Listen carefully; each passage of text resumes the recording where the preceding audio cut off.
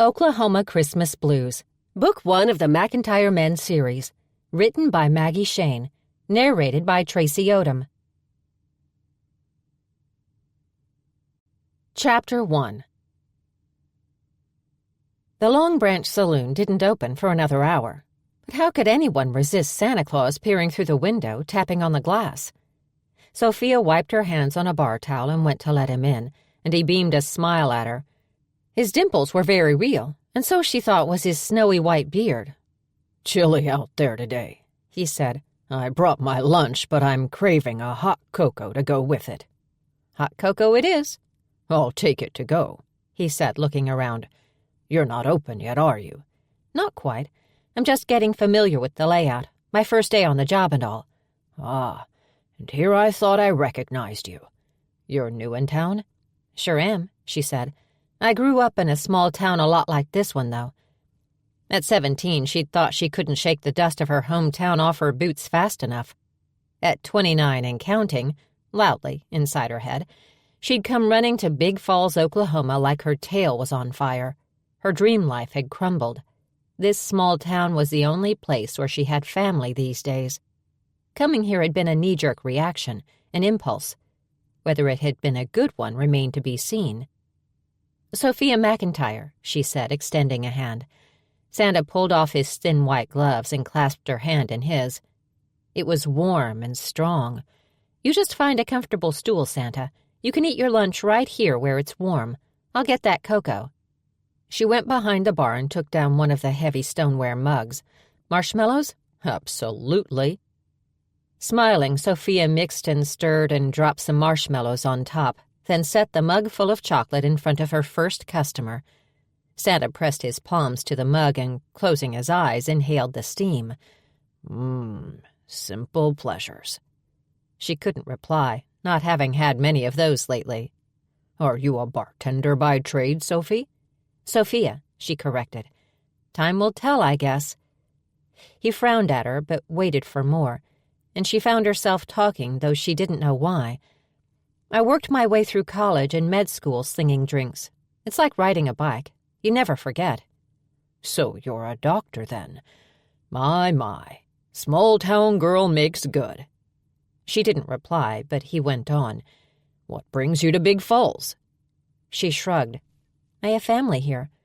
I don't know, it seemed like the best place to be while waiting to hear whether my license will be pulled for the creative way my ex-fiancé was using my prescription pad." "Oh, dear." He reached across the bar to pat her hand. "I'm sorry to hear that, Sophie." She glanced up at him, shook her head. "Maybe it's not like riding a bike. I think you're supposed to be telling me your problems, aren't you, Santa?" "Oh, I don't have problems. There are no such things, you know." "No such things as problems?" She lifted her head, met his impossibly blue eyes. "Absolutely not.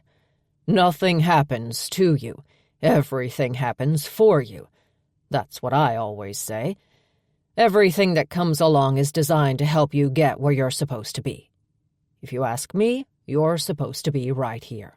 You didn't know it, so life gave you a little nudge." He sipped his cocoa, his elbow on the bar. She'd seen him from a distance yesterday, when she'd first arrived. She'd been driving her Subaru real slow through downtown Big Falls. He'd been in the park that Main Street encircled, holding court in the pavilion on a red velvet throne. Now that he was up close, her memory tried to tell her he was the same Santa who'd been in her own small town when she'd been a little girl. For just a second, she was 8 years old again, sitting on his knee, looking up at him with wonder in her eyes. But that wasn't very likely, was it? No, not even possible, really. "Maybe, Sophie, everything you really want is right here in Big Falls, waiting for you. Maybe you don't belong in New York City after all." "It's Sophia," she corrected again. Sophia was successful, respected, and wealthy. Sophie was just a country girl with big dreams. And then she said, "You really believe that? A fiancé who's dealing drugs on the side? A criminal investigation and my medical license in jeopardy? All that's happening for me?" He shrugged, sipped, studied her. What if it was? She was starting to think this Santa Claus was suffering from the onset of dementia. Poor thing. No, hear me out now, he said, just as if he'd heard her thoughts. Santa knows these things. What if all these recent events happened because your true calling, your true happiness, the life of your dreams is right here in Big Falls? She frowned, tilting her head to one side and looking into his eyes. I wish that was true. Don't wish it. He leaned back a little, sipped his cocoa, and put his mug down. There was chocolate decorating the edges of his whiskers. I think for right now you ought to try hoping it. Just hope, even if only for the next few days, that everything in your life is happening exactly the way it's supposed to. You might be surprised. He smiled and chugged the rest of his cocoa. Gotta run, Sophie. Children are waiting. Then he slid off his stool and reached into the pocket of his red velvet coat. Sophia held up her hands. Your money's no good here, Santa. Thank you. He smiled at her, and something flashed in his eyes. A full-blown twinkle so unexpected she took a step backwards in shock. Believe the way you believed when you were a little girl, and watch the magic happen. Lots of magic around, especially this time of year. Then he winked, turned, and walked away. Sophia, stared at the bat-wing doors long after he'd gone through them. She didn't quite know what to make of the Santa who maybe believed a little too much, and yet she couldn't get what he'd said out of her mind. What if her life hadn't just disintegrated by chance or bad luck, or because fate had it in for her? What if there was a reason? And how the heck did he know she was from New York?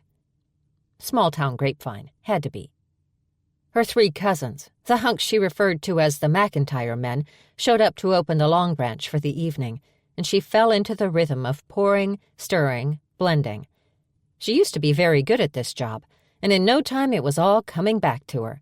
She could flip a bottle in the air, spin around, catch it, and pour it, all in one move. She started having fun. People were fond of her Uncle Bobby Joe, who'd built this saloon, and the family he'd married into, the Brands. He and his wife since last Christmas, Vidalia, came in to watch her work and made a big fuss about how good she was at the job. They'd insisted she stay in their guest room while she was in town. They made her feel welcome, wanted. They acted like hosting her for the holidays was a gift to them. A warm feeling started to settle over her, a comfortable feeling, a feeling of home. She hadn't had that feeling since she'd left her own small town all those years ago, after her mom had died. She hadn't even known how much she'd missed that feeling of home, of family. Maybe that crazy old Santa had a point. Maybe she needed to keep an open mind. When she got back to the farmhouse, it was late. She went in quietly so she wouldn't wake anyone up. The place was illuminated by the Christmas lights that twinkled from a huge Douglas fir in the living room and the soft glow of the fireplace. The smell of freshly baked cookies made the air almost taste of chocolate. As she tiptoed through the living room, she spotted Aunt Vidalia in a rocking chair in front of the fire. She was sealing an envelope, and she looked up, smiling when she saw her. "Oh, good, you're home," she said. "I saved you a cookie. It's probably still warm." She nodded toward a plate that held a giant cookie. It was on an end table right beside a soft easy chair. Unable to resist, Sophia sank into that chair. "You're going to spoil me so much I'll never want to leave," she said.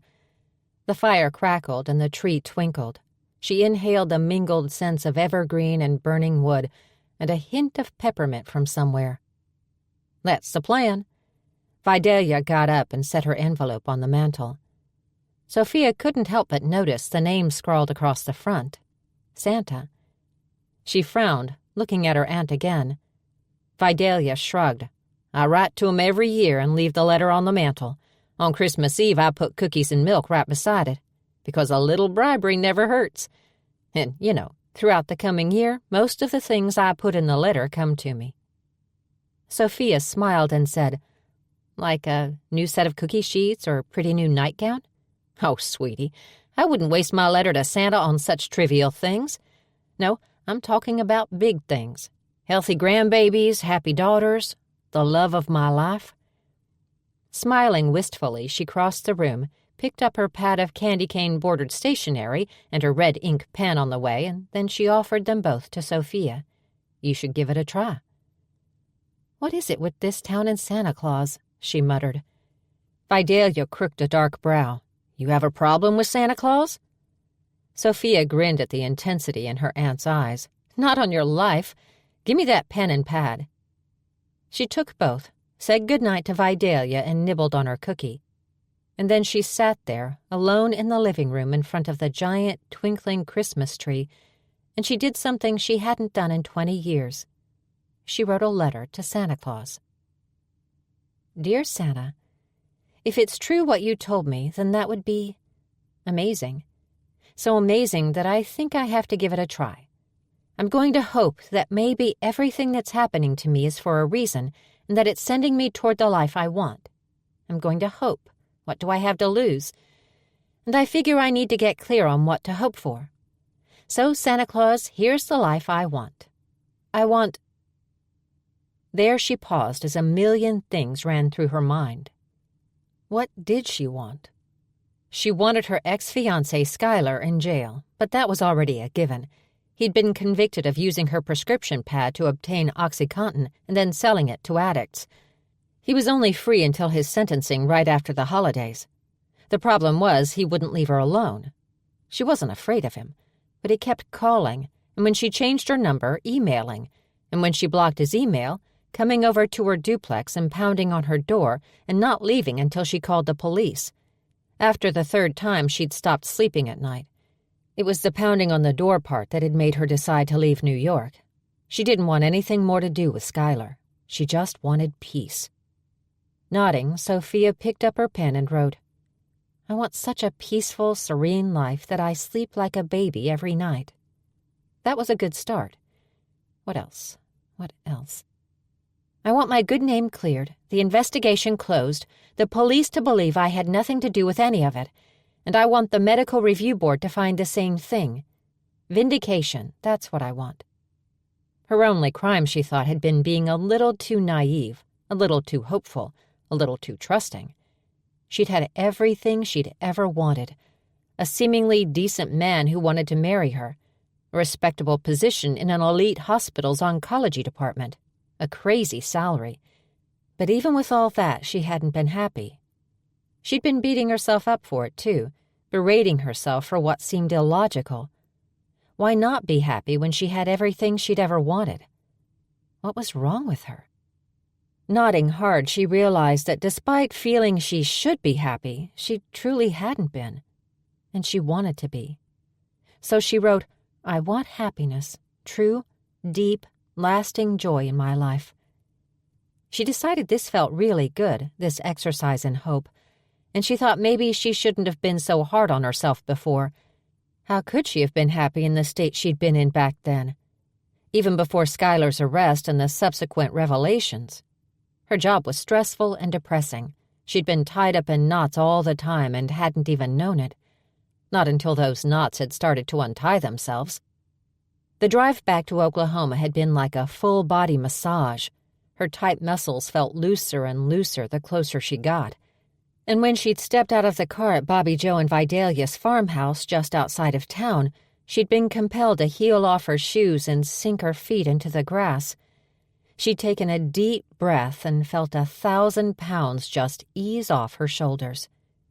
That certainly lent credence to Santa's theory that she belonged here. Her career was back in New York, true enough, but she did not want to return to the tension she'd been living unaware. She didn't know what she was supposed to do. Nodding, she bent over her letter and added, "I want clarity.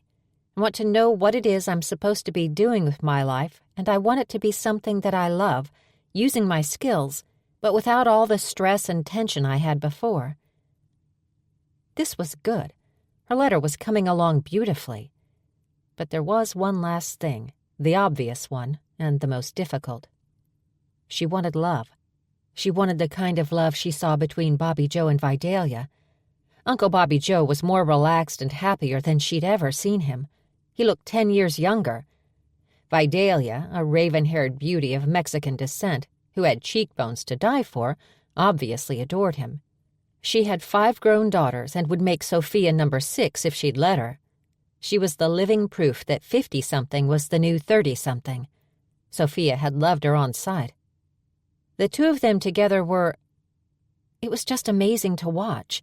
They interacted like cogs in a wheel, like they were sharing a brain, and they were a unit that was far more than the sum of its parts. It was supernatural, the power of what was between them. Damn, she wanted that. To think she'd been about to settle for something that wasn't even close. What a narrow escape. Nodding, she added it to her letter. I want love, she whispered as she wrote the words down. I want true, deep, crazy, passionate, beautiful, heart-racing, soul-filling, breathtaking love, Santa. And you know what else? I really don't want to go through the holidays without someone special to share them with.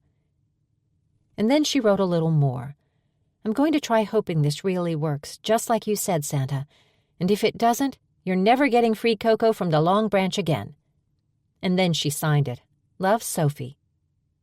Frowning, she looked down at what she'd written, surprised to find that she'd signed Sophie and not Sophia. She started to try to make the E into an A, but something made her stop. She put the pen down, then picked it up again and added, P.S. Just kidding about the free cocoa. Then she folded the letter and tucked it into a plain white envelope.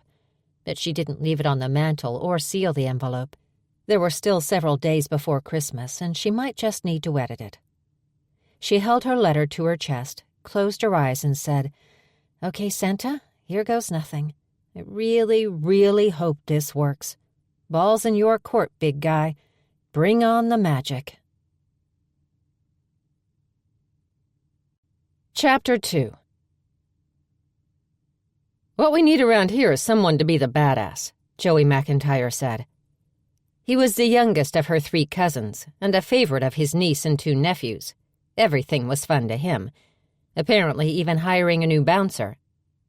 Sophia stood behind the garland-draped bar, polishing glasses and pretending not to eavesdrop on the conversation between her triad of cousin-slash-bosses and the handsome guy they were interviewing for the position. She'd been tending bar for 3 nights and watching for hints that her dream life was right here waiting for her. But so far, nothing. However, she figured 72 hours wasn't really long enough to give Santa's method a chance. She'd give it until Christmas, but not 1 minute longer. Glancing skyward, she muttered, You hear that, Sinterklaas? Jason, the oldest of the 3 and a natural-born leader, said, We don't need a badass. We need someone who can be pleasant, friendly, and polite, but who can step up should trouble arise. Right, she thought. A bouncer. They wouldn't call him a bouncer, of course. The Long Branch was a respectable saloon that catered to tourists, a family-friendly place with an Old West theme and dinner theater on weekends and holidays. But where booze flowed, bad behavior often followed. Even here. Robert, a.k.a. the Brooder, nodded in agreement with his older brother Jason. We want someone who doesn't seem all that intimidating, until and unless it's called for. The applicant filled the bill, she thought, surreptitiously turning the country Christmas music down just a little bit more, but keeping her eyes on the 4 men at the round table. One man in particular. He wasn't bodybuilder big. He had more of a whipcord kind of a build, but his biceps looked as hard as iron, and that tight T-shirt he was wearing emphasized a chest that some girls would want to write home about. Not her, of course. She liked intellectual men. Yeah, 'cause that's worked out so well for me up until now. I can handle that, the man said. His voice was deep, slow, and sure. He wore faded jeans, scuffed-up cowboy boots, and that sinfully tight black T-shirt with Johnny Cash on the front, holding up his middle finger. Classy. You might have to learn how to smile, though, Joey put in. And the applicant, whose name Sophia had yet to accidentally overhear, bared his teeth in something that was definitely more grimace than grin. Never mind. Joey turned her way. Sophia, can we get 4 celebratory microbrews over here? I think we've just hired our first bouncer.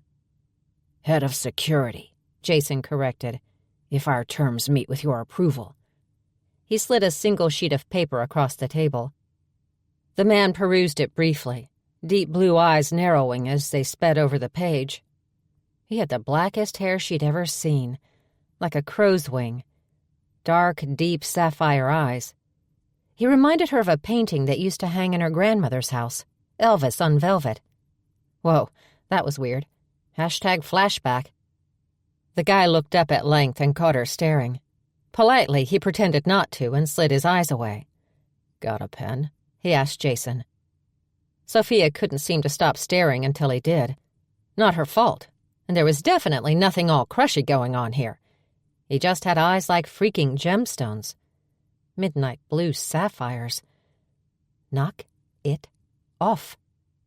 She slapped her towel onto its rack and then reached up high, taking down 4 man-sized German beer steins with the Long Branches logo custom embossed on the front. In her head, she heard the crazy old man from Jurassic Park saying, "Spared no expense," every 5 minutes. Her cousins were freaking loaded, and everything about this place showed it. Uncle Bobby Joe had left his Texas mansion behind to live in Vidalia's farmhouse for the first year of their marriage. They'd been playfully bantering about where to spend the second year, though Vidalia was determined not to be beyond shouting distance of her daughters. "Sweet tea will do for me," the new guy said, not raising his voice at all, like he knew she could hear every word. She looked up when he did, and his eyes caught hold of hers again, held on for just a beat longer than they should. Okay, maybe there was something crushy going on here. Wow.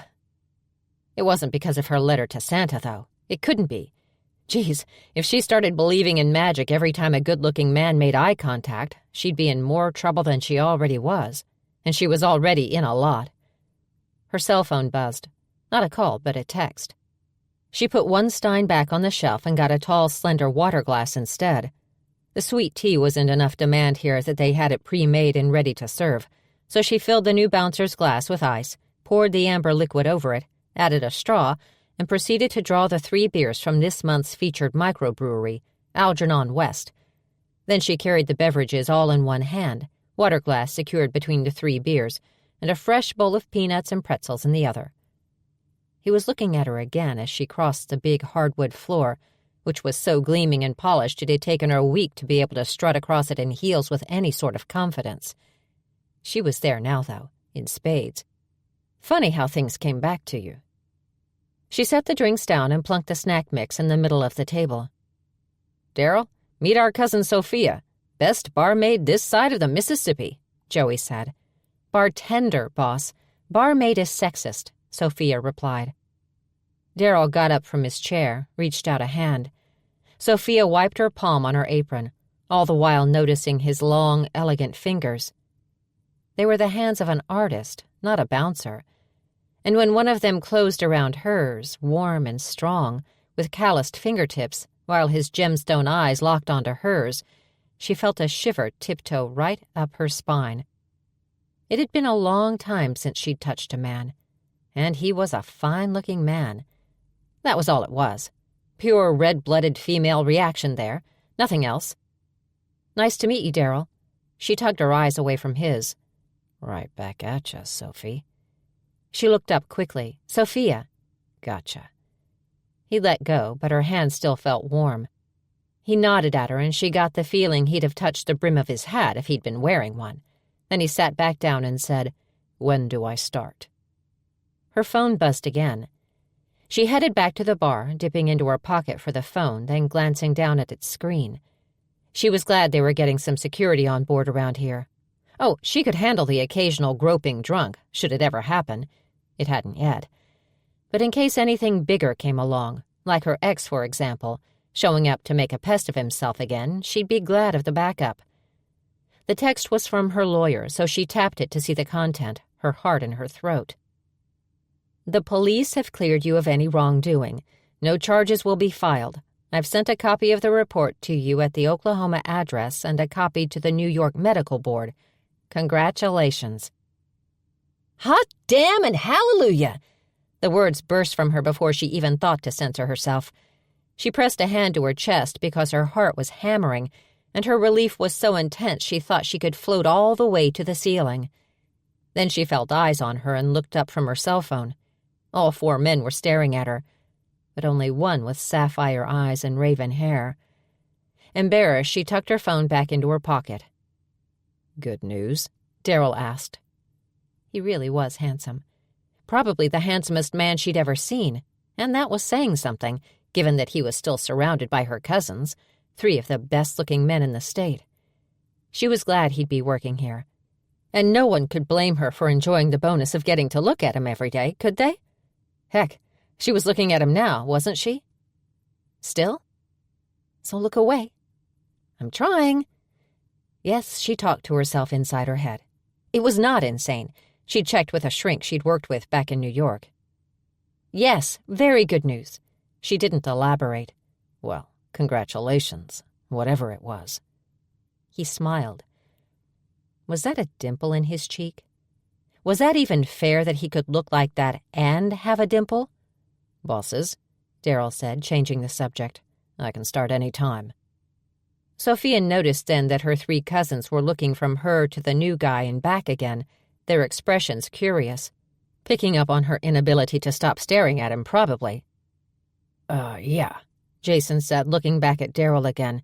"We could use you tonight if you can swing it. We're always busy this time of year. People traveling for the holidays. My father's a genius, the way he pulls them in. We're a must-see stop for everyone passing this way." "I can start tonight," Darryl replied. "Good. We open at 5, but you don't need to start until 7. Booze isn't really flowing till then. It levels up around 9. You got a place to stay?" "Not yet." Jason got to his feet, which signaled the others to do the same. He was not only the oldest, but also the tallest of Uncle Bobby Joe's 3 sons. He always got to play Marshal Dillon when they did Gunsmoke reenactments. "We've got a vacant room upstairs, if you're interested." "I'd be glad of it," he said. "Done. You can pull your truck around back." "And a sweet truck it is," Joey said. "Damn." Darryl beamed a little bit. Ah, a cowboy in his truck. That was true love, Sophia thought. "There's an outdoor stairway," Jason said. "I'll unlock the room and leave the key on the nightstand. Just park out back where we do and bring your stuff up whenever you're ready." The men all shook hands, and Darryl, the gorgeous bouncer, headed for the bat-wing doors, his long legs eating up the distance in a few strides. He picked up the hat he'd left on a peg near the door, settled it on his head, tipping the front down at just the right angle, and then he turned back, looked at her, and touched the brim. "Pleasure meeting you, Sophie. See you tonight." A chill of pure female appreciation tiptoed right up her spine. "Yeah, see you," she said. And then he went outside, and she tried to remember what she'd been doing. Wiping glasses. Right. "Were there some sparks flying between the 2 of you, Sophie?" Joey asked, sauntering over to the bar with his stein. The effect was ruined by the foam on his upper lip. Because of his fun-loving attitude and inability to be embarrassed, Joey played Festus in the dinner theater bits, and he hammed it up big time. "I seem to recall punching you in the face for calling me Sophie one summer," she said. "Well, yeah, but we were younger then. 8 and 10, I think." She shrugged. "Right. I'd hit you a lot harder now." Joey grinned. "So what was your good news, cuz?" She smiled so hard it hurt. "The criminal investigation is closed. No charges are going to be filed against me. Legally, I'm in the clear." All 3 cousins whooped at once. "That's fantastic," Rob said. "Now if they'd just hurry up and toss your ex into the pen, we could relax." "We can already relax, Robbie," she said, using her childhood name for him and knowing he'd hate it. "Skylar's harmless." "Right, except for trying to kick your door in and scaring you so bad you had to call the cops." "I wasn't scared." She had to lower her eyes because she knew they all saw right through her. "Okay, I was a little scared, but he's a million miles away." "Not far enough," Rob said. He was still sitting at the table, sipping his beer. Of the 3 of them, he was the hardest to be close to, closed off and quiet. But then again, he had his reasons. "So?" Joey asked. "What about you and the new guy?" "Oh, come on, Joey. The last thing I need is another male complication in my life. And I've got no intention of getting tangled up with a local cowboy while I'm in town. This is a temporary visit, don't forget." Even as she said it, it felt kind of false. So far, she'd been having a pretty good time. She'd slept last night. She'd slept all night long. That was a small miracle. You know, cuz we were all planning to go back to our old lives, too, when we first came out here, Joey said. Stayed on to help run the saloon after Dad almost died last Christmas. And then I don't know what happened. Here it is almost Christmas again, and we're still here. This place gets hold of you, Jason said softly. Rob rolled his eyes. You, maybe, not me. Soon as I'm sure Dad can handle it, I'm out of here. Sophia drew a deep breath and released it slowly. Between her cousins and their newfound stepmother Vidalia, half-sister Celine, and Celine's 4 sisters, there didn't seem to be anyone in town not trying to convince her to stay. Except for Rob. And that was just because he was too miserable to care what she did. I've got a career waiting for me. She took off her apron and hung it on the peg below bar level, out of sight. I'm out of here until opening time. You guys good with that? You bet. Sure thing. Do what you want. Shaking her head, she headed across the saloon, through the kitchen, and out the back door. The sunshine was a shocker. Inside the saloon, with its holiday tunes, glittery garland draped over every surface, and pine scent wafting from everywhere, she'd almost expected to step outside into cold and snow. All the locals were complaining that it was freezing out. Most hadn't experienced a northeastern winter, though. She would never have thought she'd miss snow. But this time of year she did. Someone said it had been snowing earlier today over in Tucker Lake, the nearest big town. Maybe it would snow a little bit here, too. Maybe she'd just add that to her Dear Santa letter. Yeah, right after she crossed vindication off her list. No criminal charges. Hot damn. Chapter 3. That barmaid was just about the prettiest thing Darryl Champlain had seen, ever. Caramel hair all wavy and wild, eyes as big and blue as a Walt Disney woodland creature. That was pretty much the complete catalog of his thoughts as he walked out the bat-wing doors into the cooling weather. Since he'd landed here in Big Falls, Oklahoma, the weather had swung between best wear a jacket and cover all exposed skin. There was a nip in the air tonight, and he pulled on his denim jacket as he walked to his truck. His pride and joy. The payments on it were higher than his rent back in Houston had been. Too bad. He loved it. A cherry 1972 Ford, lifted, supercharged, and tuned to perfection. She was fire engine red, and he adored her. He climbed in and sat there a second, the beautiful Sophie still in his mind's eye, hair tumbling over her shoulders. At least it had been when he'd first walked in. Her smile was huge and bright, but never quite reached her eyes, not until someone had texted something that made her holler. That smile had been real, damn near blinded him. She'd arrived a few minutes after he had, coming from somewhere in the back while he sat there talking to the owners, going over the role they wanted him to play. Jason was the kind of man that other men respected, the kind of man they'd follow. He had that way about him. Joey was laid back, didn't seem to take life too seriously. Darryl knew his type. Out for a good time, footloose and fancy-free. Probably hadn't even had his heart broken yet. And then there was Robert. Darryl hadn't figured Rob out just yet. Once Sophie walked in, he'd stopped trying. She crossed the floor to the bar, pulling all those butterscotch and caramel curls into a ponytail on the way, and never looked up. Then she went behind the bar and put on an apron, but not before he'd noticed how perfectly she filled out those jeans of hers. He wondered if she'd be up for a meaningless holiday fling. He started the truck and revved the motor a little, because he liked to hear its whine. He'd added the supercharger himself, and man, did it sing. The interview had been a formality staged for Sophie's benefit. Her cousins had hired him before he'd ever arrived at the Long Branch, but not as the new bouncer. His job was actually to watch over her. Apparently, she had a problem ex, and the McIntyre boys wanted to make sure she was safe. It sure wasn't going to be a chore. He'd liked her on sight, and she gave every sign of liking him, too. People tended to like him easily. Damned if he knew why. He liked them back, most of the time. This time of year, they could be kind of unbearable with their matchmaking and their "we're not gonna let you spend the holidays alone" mentality. Wherever he went, it was always the same, that notion. He liked being alone, did his best writing alone. Okay, he did his best thinking about writing. Truth was, he hadn't written in years now. Not really. He revved the motor a little more. So he was going to work closely with that pretty lady.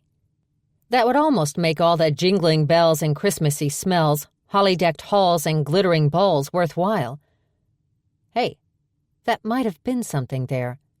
He took his smartphone from its holster, tapped a button, and sang experimentally. Jingling bells and Christmassy smells don't ease the fires of my lonely hell. Holly-decked halls and glittering balls. He stopped there, made a face. Nope, no glittering balls. And that was about the extent of the writing he'd been doing lately. Then he tapped the app to stop recording, dropped the phone onto the seat, and turned his truck around to head back onto the road and into town. He needed some fresh shaving gear and a hot meal. As he pulled out of the Long Branch's front parking lot, he saw a guy walking, hoodie pulled up over his head, hands shoved deep into his pockets. Something about him made Darryl uneasy. He'd learned over the years never to ignore his feelings. They'd kept him alive in Iraq, barely. Then for 10 years as a cop and a handful more years in the Secret Service before this current hiatus, traveling the country, taking on private work as he went along, trying to find something without even knowing what he was looking for. He trusted his senses. They'd served him well. He slowed the truck, rolled his window down. "Hey there, pal. Need a ride?" He came to an almost stop behind the stranger. The guy just shook his head and kept on walking. Darryl glanced back toward the Long Branch as he pulled onto the road. The guy in the hoodie was heading toward downtown, away from the saloon. Maybe he'd come back a bit early. Maybe he'd just grab what he needed at the local store and head back to the saloon for dinner. They served dinner. He'd eat there. The guy in the hoodie had his nerves buzzing a little, and he was here to watch out for Sophie after all. He drove back toward town, past a whole lot of brush lots and nothing. He rounded a curve and the road became a small-town main street right out of a Norman Rockwell painting. Clean, perfect sidewalks ribboned beneath old-fashioned lampposts, each of them decorated with an evergreen wreath. Garland draped from one to the next. Every shop window was decorated, the corners of their glass panes sprayed with fake snow, and their green and white awnings all matched. A big sign hung overhead from one side of the street to the other. It shouted, "Merry Christmas!" And it sounded to Darryl like an order. An hour later, he tucked into his dinner at the bar instead of in the adjoining dining room. This half of the place was deserted, except for her. Sophia. She was tall and elegant for a bartender. Yeah, she wore faded jeans and high-heeled boots, a red and green plaid button-down shirt over a figure-hugging tank top. Hair all bundled up, but he'd seen it down. She was a true beauty. Apple cheeks and great big eyes and lips made for kissing. She seemed at home behind the bar, and yet he didn't think she belonged there. He had to know more about her. The boys had told him precious little. There were several tables full of people in the dining room, but the barroom half of the Long Branch was deserted, except for her. Sophie stood on the other side of the bar and said, "Don't you want to eat your dinner at a table?" "Nope." "Why not?" She was wiping a spotless patch of the gleaming bar. "View's better here." She groaned and made a face. "That was terrible. Seriously, that's the line you're going to try on me? View's better here?" He couldn't have held back the smile if he'd wanted to, so he didn't try. "What's a girl like you doing in a place like this?" he tried, making a question of the question. She shook her head. "Worse yet. How's your steak?" She indicated his plate with her chin. "Freaking mouth-watering." "Yeah, the guys have a great cook. Ned cooked in the Navy. Nothing but the best for the Long Branch." "What made them decide to put a tourist attraction pseudo-saloon in a middle-of-nowhere town like this?" She shrugged. "Not them. Their father, Uncle Bobby Joe. I like to think he triangulated all the ghost towns and other tourist hotspots and put this place dead center. He's a genius at things like that. But the truth of the matter is simpler. He fell in love. She filled a glass of icy sweet tea for him, brought it back, and set it on the bar. "So what's a guy like you doing in a place like this?" she asked. He smiled. "Funny how that line works just fine on me." She shrugged. "You're a guy. Any line will work on you." "So, what's the answer?" He thought about it for a moment. "It's just the latest part of the journey." "To where?" "Don't know exactly. It's starting to look like it'll end up right back where it started, though." She frowned, her brows bending a little. "I have to hear this," she said. "Please elaborate." He looked around the place. Still no one bellying up to the bar, and he'd already seen that she didn't wait tables. There were 3 other girls doing that, maybe still in their teens. She wasn't too busy to talk, and he was enjoying it. "I decided to take a year off and—" Wait. She held up a hand. "A year off what?" He smiled. "Secret Service." She blew air through her teeth like she'd sprung a leak, shaking her head and making her ponytail dance. "Come on, enough with the bar lines." He pulled a wallet from the back of his jeans and flipped it onto the counter. She stared down at his shield, which was the only thing inside. The wallet wasn't a wallet at all, but a holder for the badge. She blinked twice, then looked up at him. "No kidding?" "No kidding. I worked for the governor's office in Texas most recently." "Why'd you leave?" He shrugged. "I don't know. I went to work every day, came back every night. After a while of doing the same thing day in and day out, I just got this feeling there had to be—" She whispered something more at the same time he did. He raised his eyebrows and shot her a look. "You know what I mean, then?" "Yeah, I do. This isn't my usual gig either." "No. What is?" She'd been staring off into space a bit, but her eyes snapped back to his then, and she said, "We're talking about you. So you decided to take a year off and—" "And travel the country, see it all, write some songs. I decided—" Wait, you're a songwriter?" He smiled. "Not to speak of, no. Was once. Ancient history now. So anyway, I decided—" "Why'd you quit? Writing songs, I mean. Did you ever record any? Did anyone else?" He tipped his head to one side. "I thought I already finished the job interview." She smiled. "I have an inquisitive mind, or so my mommy used to tell me. It's okay if you don't want to answer." He watched her face. Animated, that's how he would describe it. Her expressions changed with every thought and every emotion. "I decided," he said, picking up where she'd interrupted him, twice, "not to use any of my own money. It's kind of a challenge to try to work my way from one place to the next, so I'd have to really experience life in new places, doing new things." Wow. She was looking at him as if amazed. "I could never do that." "No?" "No. No way. I like to plan everything. I have to know where I'm going and when. I even map out my sightseeing days ahead of time when I travel." She smiled, and he liked it. She had a wide, lush mouth with full, soft-looking lips and pretty white teeth. "How long have you been at this?" she asked. "Since last Christmas Eve." And inevitably that sympathetic look he had come to dread came over her pretty face. "You left home on Christmas Eve?" "Yeah, I left home on Christmas Eve. Why does everyone act like my puppy died when I tell them that? It wasn't sad or tragic or heartbreaking. I was bored, and I'd put in my last day and my stuff was all packed. I didn't see why a date on a calendar should make me put off my trip." Sure, I didn't mean—" Then she tipped her head to one side and said, "Well, yeah, I did actually, but I'm sorry. I wasn't thinking." She tried to act as if she understood when he knew she didn't. But then she asked another question, easing them out of the awkward moment with a kind of grace that told him she must work with people, lots of different people. "So where did you go first? And where did you start out, if you don't mind me asking?" "I don't mind you asking," he said, and he thought that was odd, because he would have, had she been anyone else.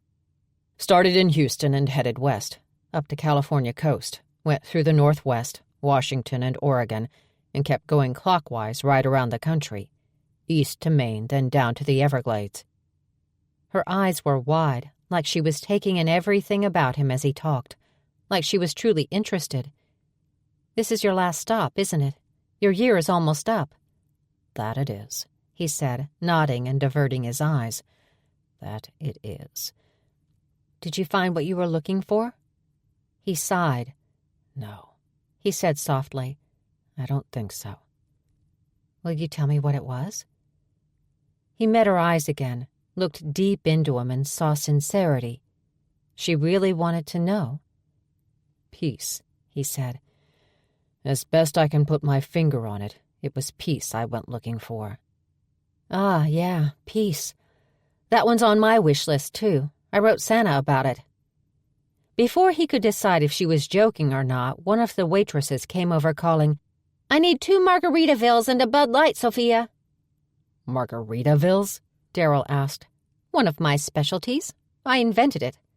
She winked and moved down the bar, pulling glasses, pouring from 3 bottles at a time. He widened his eyes, impressed, and she saw him watching, flipped one of the bottles in the air, caught it, and kept on pouring. She was not just a bartender, he thought. She was not just an anything. "I have to deliver these. The girls are underage." He nodded and watched her go, thinking maybe a meaningless holiday fling wasn't such a great idea. A guy could get himself in too deep with a girl like Sophie McIntyre. Chapter 4. The bouncer didn't have a lot to do to keep him busy, Sophia thought. At least not at first. Things picked up as the bosses said they did most weekend nights. It didn't take her long to get a read on the clientele. Mostly they were people on vacation looking for a good time. They tended to drink too much and talk too loud. Then there were always a handful of locals who liked to mix it up a bit instead of spending yet another evening at the local hangout, the OK Corral, owned by Aunt Vidalia herself. They were generally well-behaved and decent tippers. Then there were the homegrown players, on the prowl for single ladies on vacation who might want to roll in the hay with an authentic Oklahoma cowboy. The players were easy to spot because they busted out their biggest, shiniest belt buckles and 10-gallon hats and wore Western shirts with way too much embroidery on the shoulders. Their jeans were too new and their boots too shiny. They played up the stereotype. It worked, though. There were a lot of hookups happening around closing time at the Long Branch. It got crowded from 9 p.m. on, and even then Sophia didn't think she lost sight of Darryl more than once. She'd sneaked a peek at his job application to find his last name, Champlain, and in between slinging drinks she Googled him because she was insatiably curious. Not usually about men, but she was pretty strongly attracted to this one. And while she didn't intend to do anything about it, she couldn't seem to help herself. After all, true love was one of the things in her letter to Santa. She'd already crossed one item off her wish list, and above it she'd written, "Thank you," in all caps. Vindication. That was a load off her mind. According to the Goog, Darryl Champlain was the one-hit wonder of country songwriters. He'd written a song she knew. Christmas Blues had been recorded by both Garth and Reba. He'd won a CMA for it 17 years ago. There was a photo of some bolo tie-wearing elder statesman accepting it on his behalf, and since then, zip. Nada. "Hey." She jumped, shoved her phone into her apron, and looked up with what she hoped wasn't a guilty expression. Darryl was leaning on the bar, smiling at her. "Are we allowed to change up the music? I think I've heard Randy sing Rudolph 6 times tonight." You got something against holiday music, Darryl?" He frowned at her a little too closely. She shrugged and said, "It's customer's choice. I can't control what they pick on the jukebox." He rolled his eyes and slid up onto a bar stool. "Beer?" she asked. "Sweet tea?" he asked back. She nodded, turned away, and filled a glass. When she slid it across to him, she said, "You don't drink, do you, Darryl?" "Not on the job, I don't." He sipped his tea. She watched his Adam's apple move when he swallowed. "Tomorrow night we've got a band. You'll like that better. We can put in a special request that they do a few non-holiday numbers." "Thank God." "So what have you got against Christmas?" He frowned at her. "You know, you have a habit of asking a lot of questions and not answering any." He was looking at her closely as he said that. She was saved by an oversized local shouting, "Barkeep! Need a refill over here!" She glanced his way and gave him a nod, noted the empties in front of him, 3 so far. But he'd been well on the way to happy before his first one. Still, she grabbed another long neck and used the opener mounted underneath the bar on her side to pry off the top as she said, "I'm an open book, Darryl. Ask me anything." "Where you from?" Darryl asked. "Be right back." She took the beer to the far end of the bar. Oh, she could have slid it there, but Pete Darnell might not have caught it, as tipsy as he was. Besides, she didn't intend to tell the handsome stranger anything, even if he was a hot shop cop on hiatus. She set the bottle in front of the big guy. He was 6'4" and built like a barrel. He had a pug nose, beady eyes, and a blonde brush cut rapidly going gray. "You having a good time tonight, Pete?" He was a wannabe player. For most of the local boys, showing up in their rhinestone cowboy best was an effective way to pick up traveling honeys out for a good time. For Pete, it usually ended in disappointment, according to her cousins. It's dead in here," he said. "And this Christmas music. Who can dance to this shit?" "I haven't seen you dance yet, Pete, no matter what music is playing." "You haven't been here long enough. How about you come out from behind that bar and dance with me?" Now I'm sure you've had too much to drink. Consider this your last call." She turned to go, and he reached out so fast she never saw it coming, grabbed hold of her wrist and pulled her back around to face him. "Hey!" He pulled her partway over the bar toward him, and then a hand fell firmly onto his shoulder, and Darryl Champlain, his voice a whole octave deeper than she'd heard it so far, said, "Let the lady go, friend." Pete did so right away, but the look he sent Darryl wasn't friendly. "Why don't you mind your business, friend?" "This is my business, and it's time for you to leave." "I'm not going anywhere." Pete slid off his bar stool, rising up to his full height. He had several inches and 80 pounds on Darryl, maybe 100. Sophia didn't want to see Darryl's pretty face get all busted up. Hey, boys, this is nothing to get all upset about. Pete, you know you've had a few too many tonight. Just sit back down and—" "You stay out of this, babe. I'll handle this fella." She blinked. "Did you just call me babe?" Then she looked at Darryl. "Did he just call me babe?" "Yes, ma'am, I believe he did." There was a little sparkle of mischief in those blue eyes. "Toss his ass out." She was kind of curious to see whether he could, to be honest, and not too terribly worried. Pete was big, but he was also drunk, and there were 3 McIntyre men on hand to back their new bouncer up, should he need it. She could see that Jason's eyes were already on the situation from across the room. "This should be fun," Pete said, clenching his fists and swaying a little. "Not really." Darryl took hold of Pete's forearm with one hand, turned him around with the other, and then marched him toward the door. The arm was bent behind him and up high enough that it must have hurt a little. Before Pete could react, the batwing doors were swinging closed behind them. Sophia wanted to run outside to see what happened, but she had customers. She was relieved to see Jason had the same idea and was grabbing a jacket and heading for the exit. Good. Darryl would have backup, though she had a feeling he wouldn't need it. When he came back inside, the handsome new bouncer had a baseball bat in his hand. Sophia blinked in shock when he brought it right up to her and laid it across the bar. "Geez, Darryl," she whispered, looking around to see that hardly any patrons were paying a bit of attention. "What did you do?" She grabbed the bat and looked it over for signs of Pete's blood or parts of his skull. It seemed clean. Not what you're thinking. I escorted Pete to his car and suggested he take a nap in the back seat." He pulled a set of keys from a pocket and dropped them onto the bar. He was out cold before I closed the door. We'll give him these when he wakes up, if he's sober. Oh. She felt a little silly for jumping to conclusions. So then, what's with the bat? He shrugged. Thought you could use it. Tuck it behind the bar. Try to keep it within reach. She frowned at him, tipping her head a little sideways. What? You're looking at me like you just spotted a unicorn. Maybe she had, she thought. But no, she thought good old Schuyler had been a rare find too. A good, decent man. And then he'd damn near cost her everything. "You're no unicorn," she said. He blinked at her. Never claimed to be.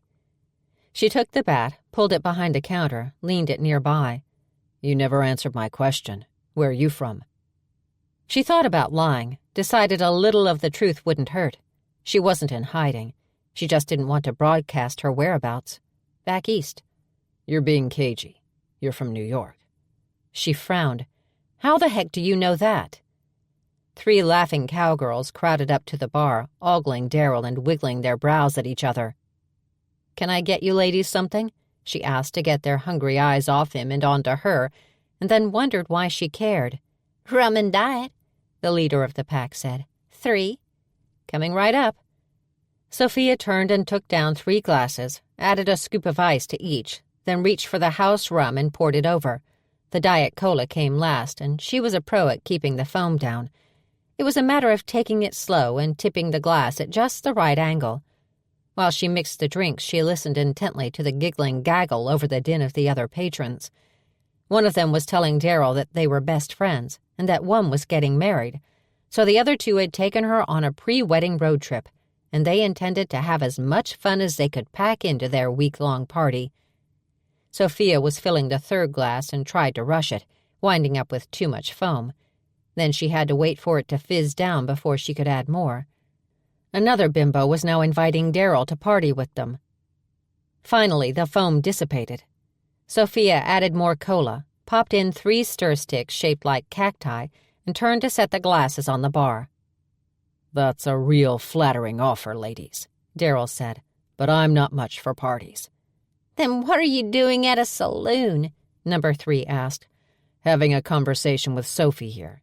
Or trying to. The girls huffed, made angry faces, took their drinks, and headed back to their table, thoroughly offended. That was rude, Sophia said. They were rude, hitting on me right in front of you like that. For all they knew, we might have been together. Sophia blinked. We're not. So back to the question. She shook her head. We'll just keep getting interrupted. Only an hour till closing time. How about we finish up then? Sure. We can chat it up while I close shop. But first, tell me this. How do you know I'm from New York? He wiggled his eyebrows and didn't answer. Huh. Well, crap. She guessed a woman who wanted to keep things to herself ought not to be talking to a law enforcement type, should she? 1 hour till closing, Joey McIntyre shouted over the sudden silence. Everyone looked his way to see him standing by the jukebox with the power cord in one hand. And you know what that means. Darryl had started to walk away from the bar, but he turned back, looking almost nervous, and asked, What does that mean? She smiled, pointed toward the giant pine tree in the corner, 12 feet tall and barely a needle undecked. The waitresses gathered around the tree. The cook, a live-action version of Popeye named Ned, emerged from the kitchen and made a beeline for the tree, and as he went he began to sing the opening words of Silent Night in deep and raspy tones. Carols, Sophia said. Last hour before closing, every night during the week before Christmas. You can't beat 'em, Darryl. May as well join 'em. She headed around the bar, took hold of his forearm, and tugged him along beside her to join the crowd around the tree. A few people stayed at their tables, but most joined in. She joined, singing softly and glancing up at Darryl. He was staring at the tree, but not really singing. It looked to her as if his thoughts were very far away. Chapter 5. So, she asked later, picking up a chair and putting it upside down on top of a round table, how did you know I was from New York? The bar was empty, and she'd taken pity on Darryl and left the jukebox unplugged after the last customers had gone home. He was manning a big mop and bucket and humming something unfamiliar, but he stopped to answer her question. I saw the plates on your car. How'd you know which car was mine? The lot must have been full last night. Saw it earlier when I was here for the interview. 3 states were represented in the lot then, and I was pretty damn sure you weren't from Texas or Oklahoma. I am, actually. He sent her a questioning look. From Oklahoma. Just haven't been back in a while. Before he could ask why not, she went on. So why did you ask me where I was from if you already knew? Wondered if you'd tell me. What made you wonder that? The chairs were all up and the floor swept. She moved behind the bar, but she'd already washed the glasses, and the guys had emptied the register before going to bed. Jason had bought a place just outside of town, but the other two kept rooms upstairs. There wasn't a lot left to do. Because you're hiding something. She lifted her brows and stared at him. Is it that obvious? To a guy who's been in law enforcement for 15 years, yeah. Probably not to the general public, though. But I gotta tell you, you've got me curious. He swung the mop around the last dry bit of floor, bucketed it, and rolled the whole thing back toward the kitchen. I'm not hiding, she said, just avoiding. But you don't want anyone to know where you are. What makes you think that? He shrugged. Cop sense. Is that a real thing? You tell me, he said. Then she smiled, because he was pretty good at this game, and looked him dead in the eyes. I'll tell you what. You tell me why you hate Christmas so much, and I'll tell you what made me come down here. He blinked. I mean, you would think a guy who won a CMA for a country Christmas song would be just about the biggest fan Santa could have, wouldn't you? He walked right up to her, stood real close, and looked her in the eye. She shrugged and smiled a smug little smile. See? You're not the only one with cop sense. At least not the only one with access to the internet, he said. But I'm flattered you were checking me out, ma'am. I wasn't checking you out. Yeah, you were. Yeah, I was. She lowered her head. God, was she blushing? How long you in town for, Sophie? A few more weeks, not long. There now, that's something we have in common. I'm not here for long either. How long? She asked. A few weeks. Isn't that coincidental? She asked, but her throat was going dry. I'd call it more convenient. Convenient? He nodded. Very. I mean, I like you. You're easy on the eyes, smart, funny, and kind of fascinating. And, while I'm not looking for anything complicated, I think I'd enjoy spending a little time with you while I'm here. And you... He didn't finish, leaving it up to her. She said, Well, I'm definitely not looking for anything complicated either. Or anything at all, really. But you may or may not be aware of this, but you're kind of a hottie, and you just about melted me with all those compliments, and I got the feeling they were sincere. They were. Are. And, since we're both only here a short time, yeah, maybe we could hang out. She shrugged.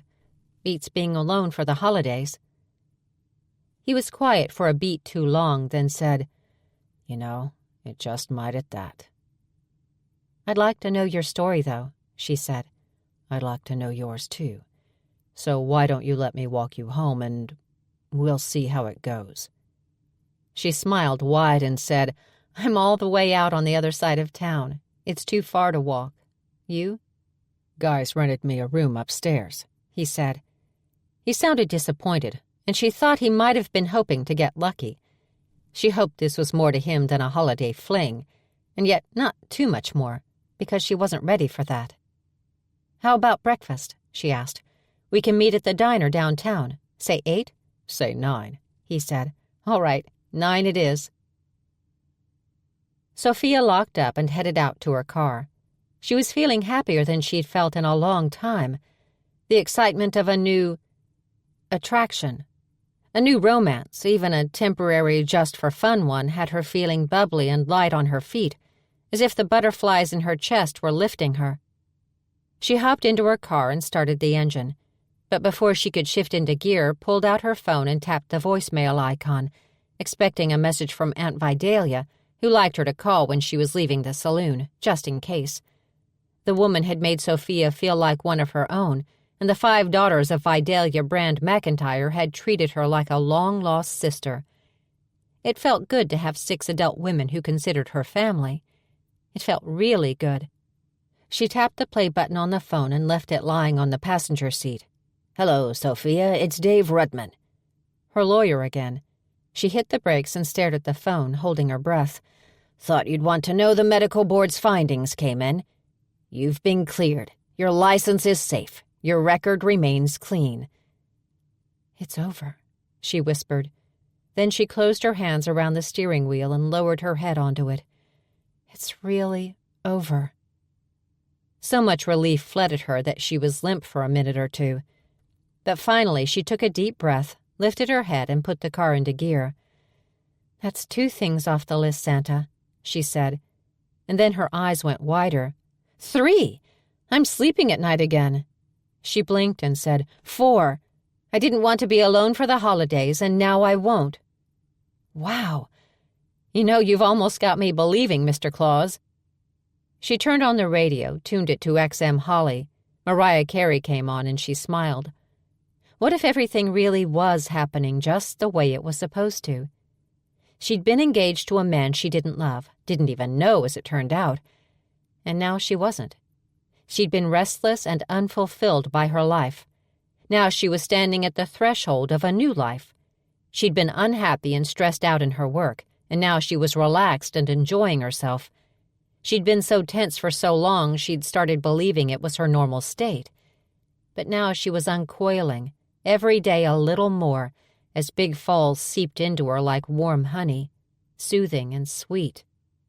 She drove around the big bend and into the tiny downtown area. It was maybe a quarter-mile stretch of road with shops and businesses along both sides. Most of the storefronts bore green and white striped awnings, and all of them were decked out for the holidays. She couldn't drive through this area without a little rush of that Christmassy feeling welling up inside. That swelling in the chest that radiates outward like sunbeams. That feeling had been a stranger to her for so long she'd almost forgotten it. But now that it had returned, it was as familiar as coming home. Big Falls was the perfect place for her, she decided. She was sleeping at night again. What more evidence did she need? But what about her career?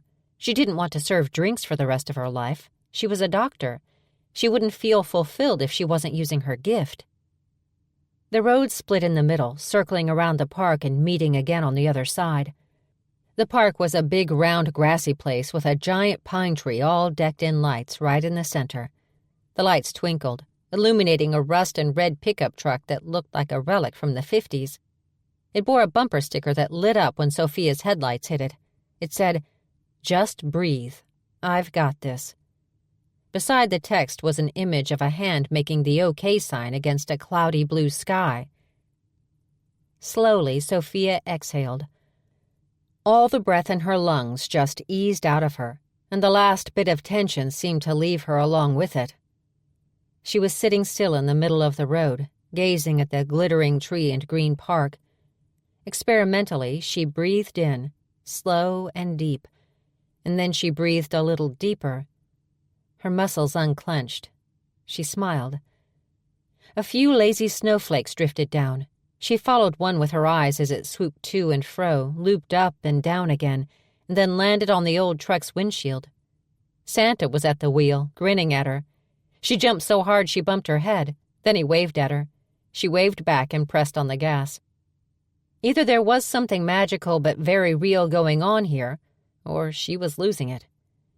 As she circled around the park to the other side, she noticed someone sitting on the park bench in a shadowy spot where the Christmas tree lights didn't reach. His shoulders were hunched, his head down, and his face completely hidden within the dark blue hood of the sweatshirt he wore. He wasn't moving, and she wondered briefly whether he was planning to sleep there. But that was crazy. Big Falls didn't have homeless people. 20 minutes after Sophie had driven away, a pickup truck pulled into the parking lot, its headlights moving slow across the empty barroom. Darryl was still downstairs. He'd decided on an ice-cold, long-necked nightcap because he knew he wasn't going to sleep. The notion of hanging out with Sophie McIntyre had him stirred up in a way he hadn't been in a long time. And when she'd said what she had, about it being better than being alone for the holidays, he'd had a moment of revelation.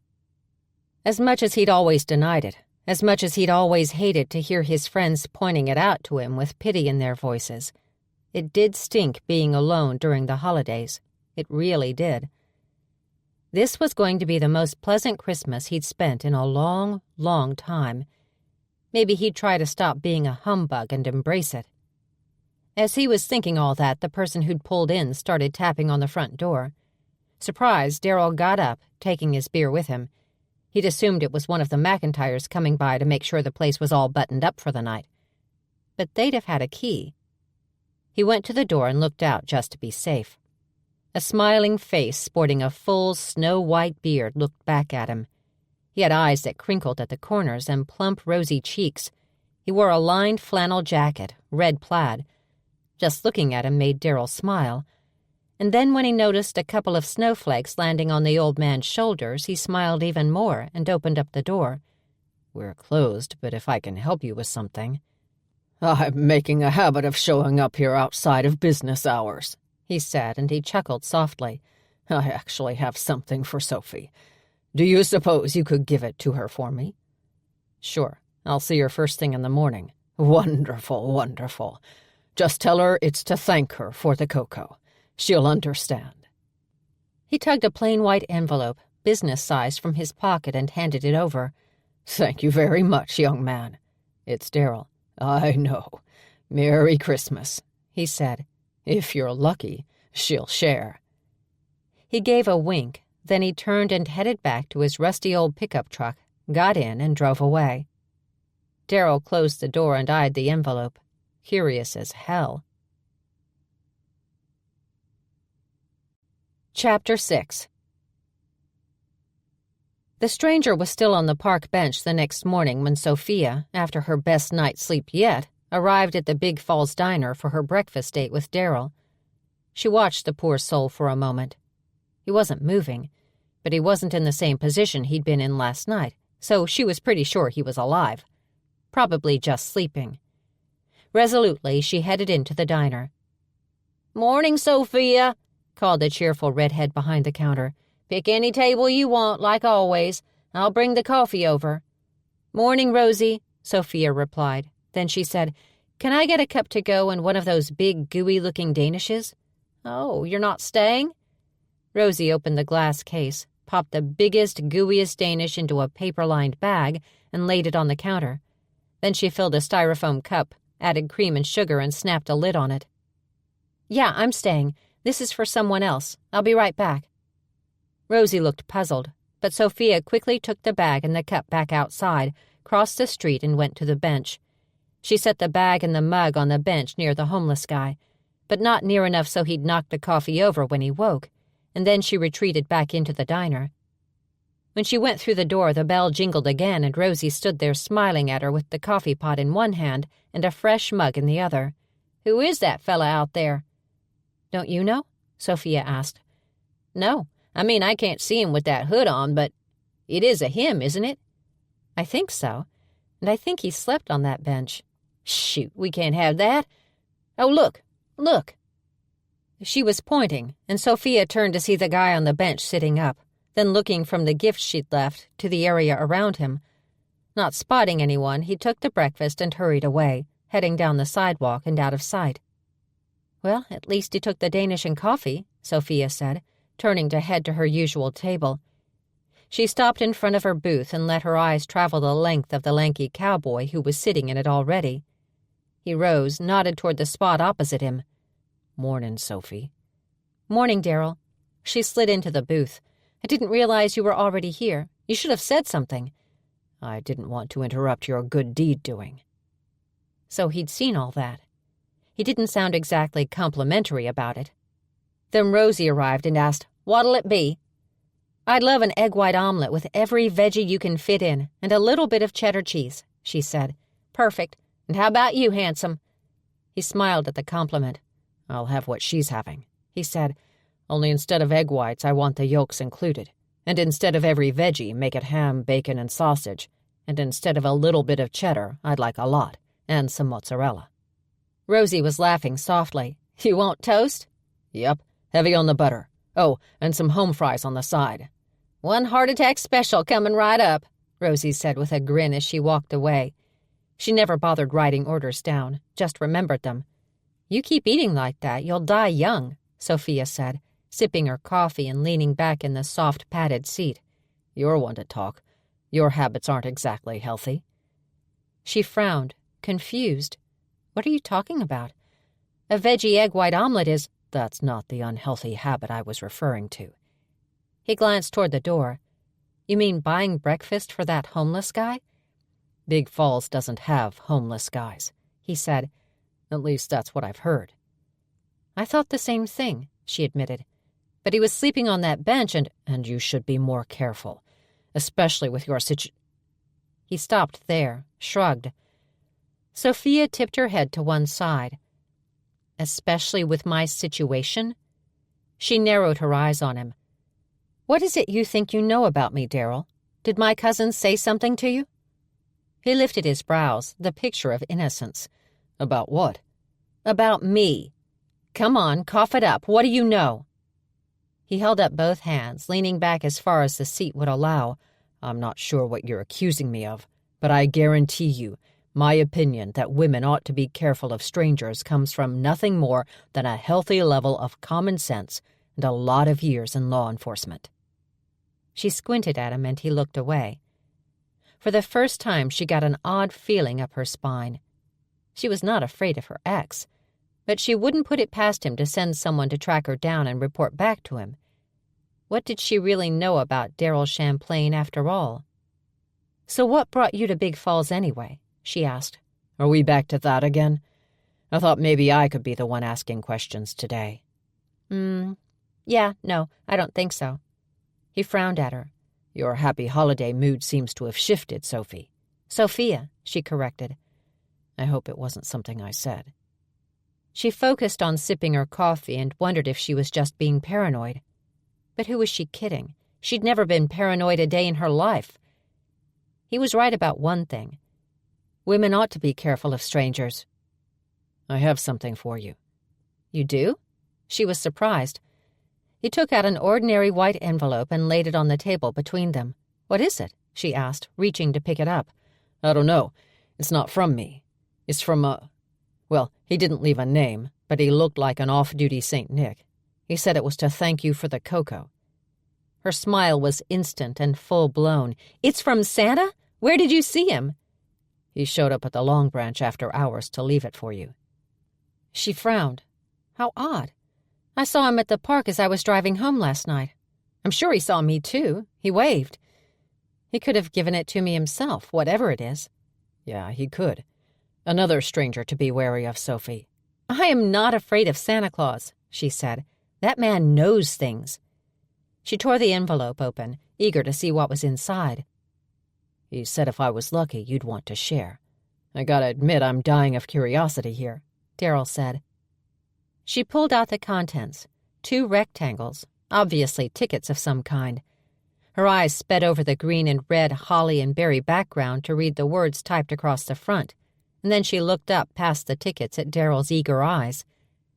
Tickets to the Haggerty House Holiday Hootenanny. The what now? He asked. Feeling a little bit nervous, she read the small print out loud. A Christmas ball country style. Put on your best duds and join us for a prime rib dinner, drinks, dancing, and door prizes, 7 to midnight.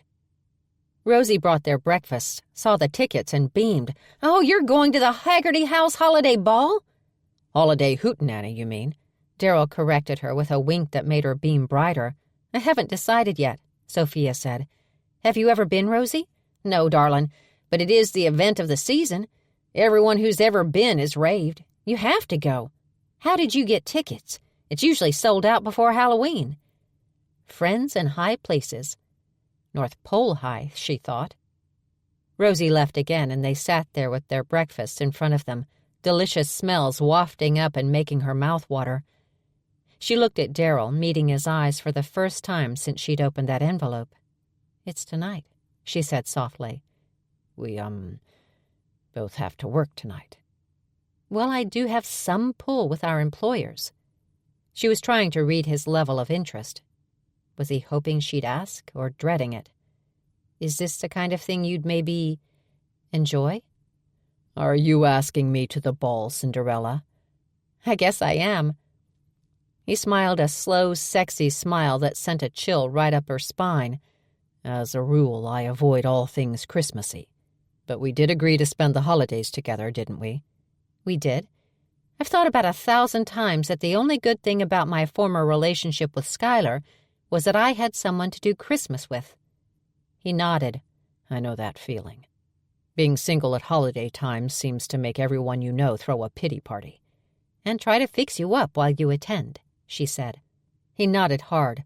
With people who are so far off the mark, you start to wonder if your friends know you at all, or if they just latched on to the first single person they ran into, he said.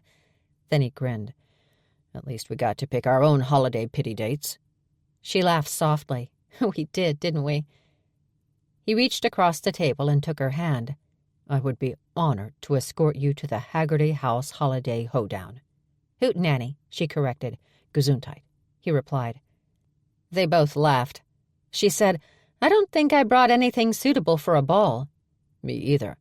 I guess we'd better shop. I know right where to shop, too, she said. The closet of one Adane Brand Armstrong, former supermodel and now my very own cousin-in-law.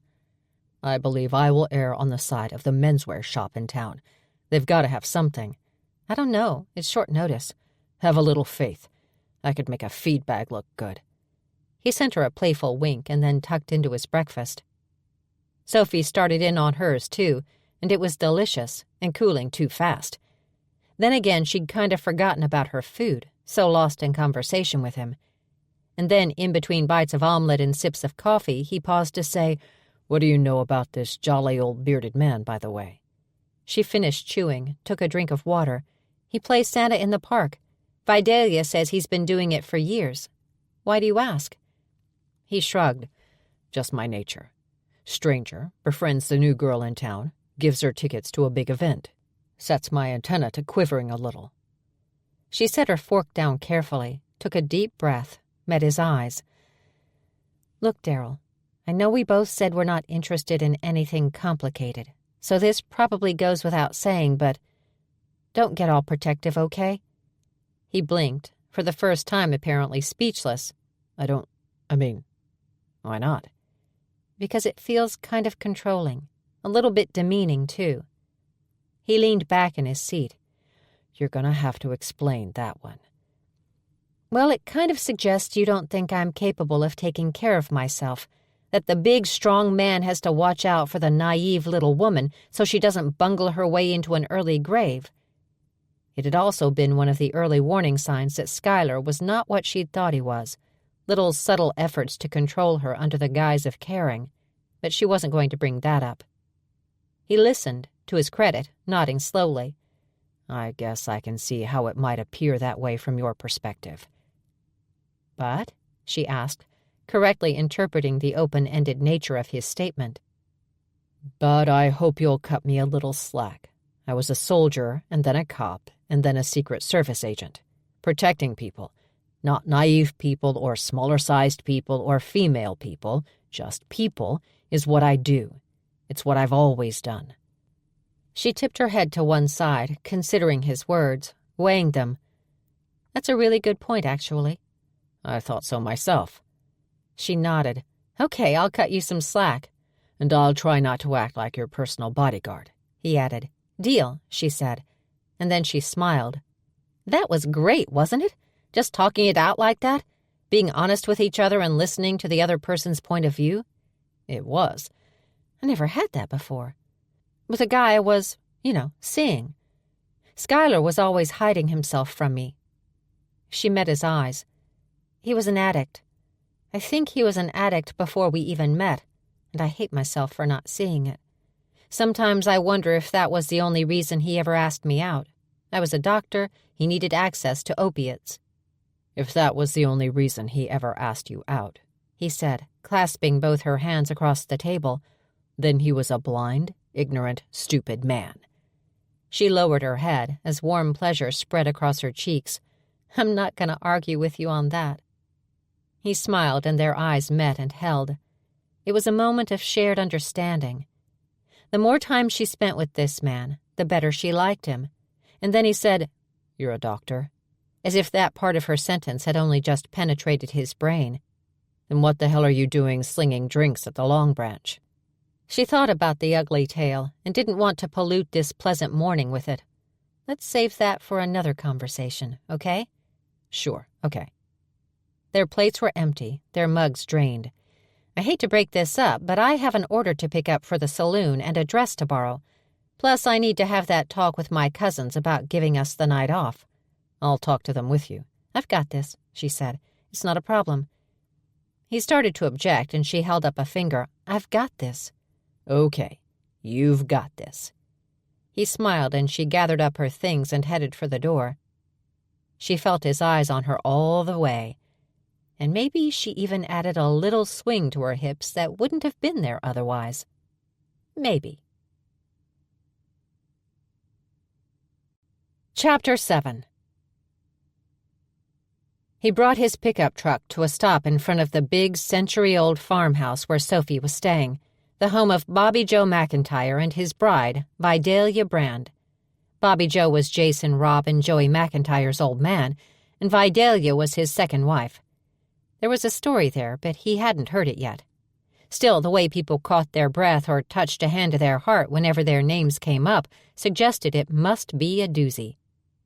Then he got out and went to the door. He'd picked himself up a dark brown suit with a bolo tie, and he'd polished up his best boots. He had a small box in his hand, and he felt a little bit like a high school kid on prom night. And then she opened the front door, and he felt it even more. Her dress was red and hugged her figure. A plunging neckline held his eyes hostage because cleavage. And when he forced himself to look elsewhere, he wound up with his gaze glued to the slit that ran up one side of the gown, exposing her leg to about mid-thigh. She wore a little short silver jacket with it. What did they call that? A shrug? She said, "Nice suit." "Uh-huh." He swallowed hard, almost choked, realized words were required here. Thanks." She hooked a finger under his chin and lifted his head until he looked her in the eye. He broke free of the spell the sexy dress had cast on him. "Sorry, you look so good I temporarily lost the power of speech." She laughed softly. "What's that you have there?" He realized he was still holding the box. "Oh, right. Here." He handed it to her. "In lieu of a corsage." "You didn't have to." She opened the box eagerly, though, and looked inside.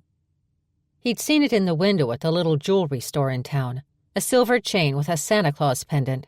His red suit was made of garnets, its white trim quartz crystal.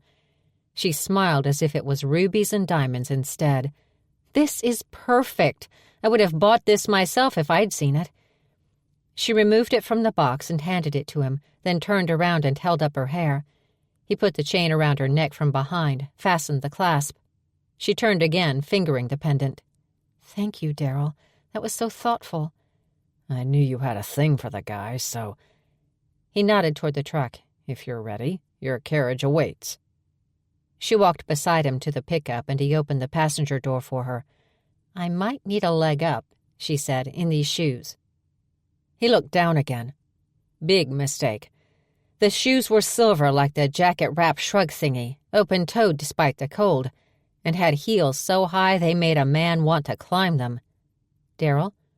"I'm here, just calculating how best to negotiate the truck in those shoes."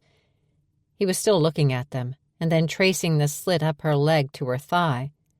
Then he gave himself a shake. "I think I might have made a mistake tonight, Sophie." He met her eyes again. "You are pretty clearly out of my league." She lowered her head, blushing pinker. "Stop it." "No, I'm not kidding. Never mind. I'll shut up before I talk you out of it." Then he moved behind her and put his hands on her waist. "Go ahead, hop up. I'll help." She did, and he boosted her a little until she was settling into the seat. He told himself he should have rented a car. Haggerty House was a sprawling and elegant Victorian, every roof and corner bordered in white lights. A single white candle bulb shone from every window. Gigantic wreaths hung from every door. The scents of pine and gingerbread greeted them as soon as they entered, and the soft strains of holiday music drew them further inside. A beautiful octogenarian greeted them at the door. "Welcome to Haggerty House," she said. "Choose any unoccupied table you like and let me know if you need anything at all. I'm Betty Haggerty. Merry Christmas." "Merry Christmas," Sophia replied, loving the place the moment they entered. A spinning mirrored globe spilled red and green lights from the ceiling, painting the entire room and everyone in it in color. Soft holiday music played, and couples were dancing on the wide and spacious floor. "Look at that woodwork. I wonder if it's original." "Heck with the woodwork. Look at that spread," Darryl replied. His eyes were appreciating the food. There were 3 carving stations and a massive and lush buffet with everything else imaginable. Oh, there's the dessert!" Sophia pointed out several round tables with pyramids of desserts so huge she was surprised their pedestals didn't buckle. "Do you want to dance?" he asked. And then before she could answer, he went on, "Or can we eat first?" "So much for a romantic holiday ball," she said. But she was almost as eager for the food as he was. "Let's grab a table before all the good ones are gone." "Good ones, meaning close to the buffet?" "Good ones, meaning close to the dessert." She grabbed his hand. "I've got it all picked out." As she wove her way through the other patrons, all of them dressed in various degrees of country elegant, she noticed gowns and jewelry and shoes and boots and hairstyles with equal measures of admiration. They got to the table she'd chosen, and she let go of his hand, picked up the folded cloth napkin, and draped it across one of the chairs. International signal for taken. He did the same, then took hold of her hand again and tugged her toward the food. Halfway there, however, he stopped, turned, snapped an arm around her waist, and gave her a spin right onto the dance floor. She was laughing, surprised, happy. Come to think of it, she was kind of hitting a new level of happy tonight. "You tricked me. I thought you wanted to eat first." "You called my romancing into question, woman. My stomach can wait." "Ego's bigger, huh?" "Not only that, but who can resist Santa Baby?" She had barely noticed what song was playing, a jazzy rendition coming from unseen speakers. There was a corner section of the room set up for a band, and she presumed they'd start later. That was all she had time to notice, because her face was near his neck, and he smelled like heaven. "I like that cologne you're wearing." "It's called Irresistible. I had to put a claim like that to the test." He looked down at her and wiggled his eyebrows. "How's it working so far?" "Pretty darn well." He was a good dancer. She liked that she could follow his lead with barely any effort, and the way he threw in a dip here, a spin there to keep it interesting. "So you're a doctor," he said. She had known they'd get back to that. The music changed to a slow, romantic number, and she laid her head on his chest and shoulder, clasped her hands behind his neck, and whispered, "Not yet." "Anything you say." He tightened his arms around her, and there were no more fancy moves, just a slow, delicious shuffling of their feet, their bodies melded. His arms around her felt so good. She hadn't felt like this for a very long time. Held, maybe cared for, at least in the moment. Desired. Yeah, it had been too long. When the song ended, she lifted her head and looked into his eyes and wondered what he was seeing in hers. "Let's get some food now, before you faint or something," she said. "I'm close, I gotta tell you. It might already be too late." He took her elbow and they moved to the buffet, helped themselves to warm plates, and moved along, choosing from among dozens of offerings. 3 kinds of potatoes, 6 different vegetable dishes, meat and meatless stuffing, mounds of fruit, and big, fluffy homemade rolls. They stopped by the carving station with barely room on their plates for the juice-oozing slices of prime rib, then went back to their table to sit down and dig in. A waitress came by, pretty and blonde. "I'm taking drink orders and highly recommending Grandma Betty's spiced rum punch. Packs just the right amount of kick, and if you have it early in the evening, it'll all be worn off by the end." "Sounds good to me," Sophie said. "What the heck, I'll try it too." She hurried away, and a second later a tray-toting fellow came by to leave their drinks. Sophie took a bite of the prime rib, and it melted in her mouth, eliciting a rapturous that was unpreventable. Darryl smiled. "You keep changing the subject when I ask about your work. Should I stop asking?" She finished chewing, sipped a drink, widened her eyes, then said, "No, actually I should get it over with." My fiancé, the addict, was using my prescription pad to obtain opiates, both for his own use and to sell, and he got caught. Holy, that first night we met, when I whooped for joy, was because I just got the news that the police had cleared me of any wrongdoing. And then, just last night, I learned that the medical board decided not to take my license. He stared at her, searching her eyes. All of that kind of makes me want to track him down and kick his ass. He's going to prison. His sentencing is right after the holidays. And I'm fine, so— Are you? Did you lose your job over it? She nodded. It was an elite hospital. I don't blame them. Smiling across the table, she said, and I'm fine, and I'm here. And it's not a fun thing to talk about at a Christmas ball. Finish your food so we can dance again. And, then let's attack one of those dessert tables. He nodded. Your wish is my command. It was just the dim lighting, or maybe it was the country band playing holiday songs in a slow, sultry cadence that lovers could dance to. It was the dress she wore, or maybe the shoes, or maybe the way that Santa pendant rested right at the V of her cleavage and kept drawing his eye. Or maybe it was her eyes, the way they sparkled in the spinning red and green lights, or the sound of her laugh, or the way her smile reached her entire face. Maybe it was just her. Whatever it was, something was happening to him. He was feeling kind of lightheaded, and not from Grandma Betty's spiced rum. It was like he was under a spell, a charm, entranced by her. They ate and they drank. They danced, and each time it felt a little more natural to press their bodies close, so they were touching from head to thigh while they moved around the floor. Then it happened. They were dancing off their dessert, and he lowered his head just at the same moment she was lifting hers, and their lips just sort of found each other. It was long and slow, and oh, so sexy. Then the lights came up. He'd had no idea how much time had passed, but the band was finished and the ball at an end. He held her close beside him and walked her out to the truck to take her home. To his home, he hoped. His room above the Long Branch.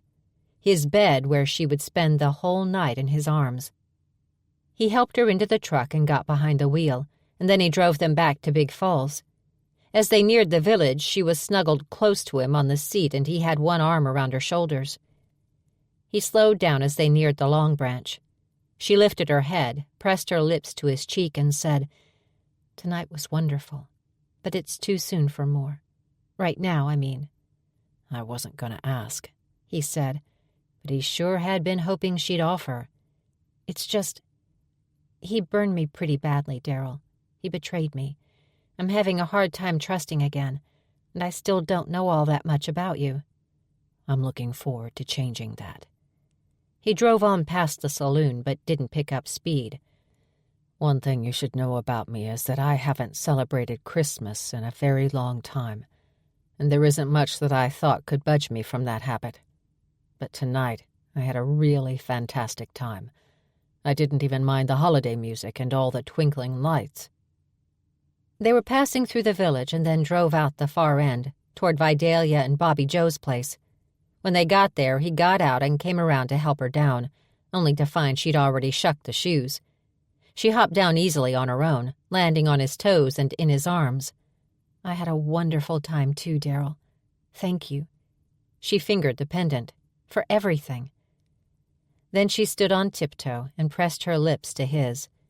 He wrapped her up tight and kissed her back, long and slow.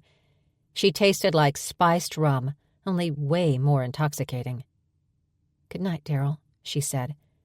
Then she hurried to the front door and was gone behind it before he could even clear his vision. "Night, Sophie," he muttered. Then he walked back to his truck, shaking his head, and feeling as surprised as if a lobster had just crawled out of his ear as it dawned on him very clearly that Sophie wasn't just a holiday fling.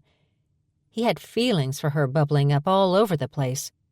This could be something he hadn't even thought he wanted up to now, up to the first time he'd set eyes on her really. Just about the same amount of time he'd been lying to her. Chapter 8. When local bakery owner Sonny smiled at her from across the counter the next morning, Sophia thought there should be angels singing back up. "Hey, you're Vidalia's new niece, aren't you?" Sonny asked. "I didn't realize I'd been here long enough to be famous already," she said, extending a hand. "Sophia McIntyre. Sonny Jones," Sonny replied. "So what do you think of Big Falls, Sophie?" Sophia bit her lip for a second to keep from correcting her on the nickname, and answered her, glad to be distracted from worrying about whether she should sleep with Darryl Champlain or not. She wanted to, but should she? Right, conversation, distraction. What was the question again? Right, got it. "I love it here. I grew up near here, you know. Well, 50 miles away. My family moved when I was still in elementary school. And your Uncle Bobby Joe had a history here. I'm glad he came back. He's the best thing to happen to this town in a long time. That's the consensus among the gossips anyway. Odd he ended up back here, though. And now you're here, too," Sonny said. "They say this town chooses her residents. You know that?" Sophia looked at her, brows raised, almost perking her ears to hear more. "The ones who belong here can't seem to leave. So how about you? You gonna stay?" She opened her mouth to say no, but found the word didn't want to come out. She laughed at herself for wondering if some force was preventing it.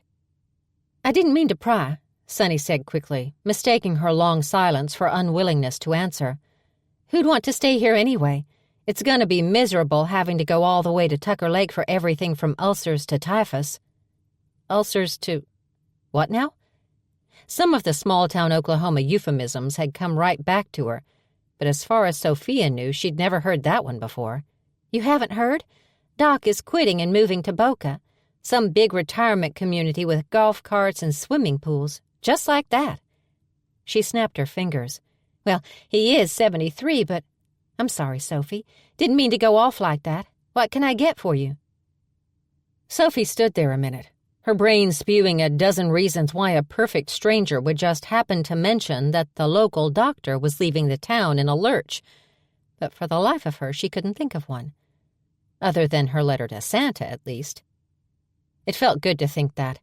It surprised her how good it felt. Kind of innocent. She felt like she'd felt as a little girl who believed in Santa Claus like she believed in her own mama. She'd been that little girl. Maybe she wanted to believe in something again. Sonny was smiling, waiting for her to place her order. Sophia blinked out of what could only be described as a blinding rush of Christmas spirit and said, "Right, a dozen half-moons, please. I've got inventory today and I want to bribe people to help me. I'll throw in a couple of extras then." Sonny opened a glass case and used tongs to load the cookies into a wax paper-lined pink cardboard box. She closed the lid and used a couple of pieces of masking tape to seal it. Then she pulled off her gloves and punched a few buttons on the oversized antique cash register. Sophia paid in cash and told Sonny to keep the change. Then she walked out of the bakery, blinking slowly and wondering if what she thought had happened had actually happened. Was this a sign? Was this her answer?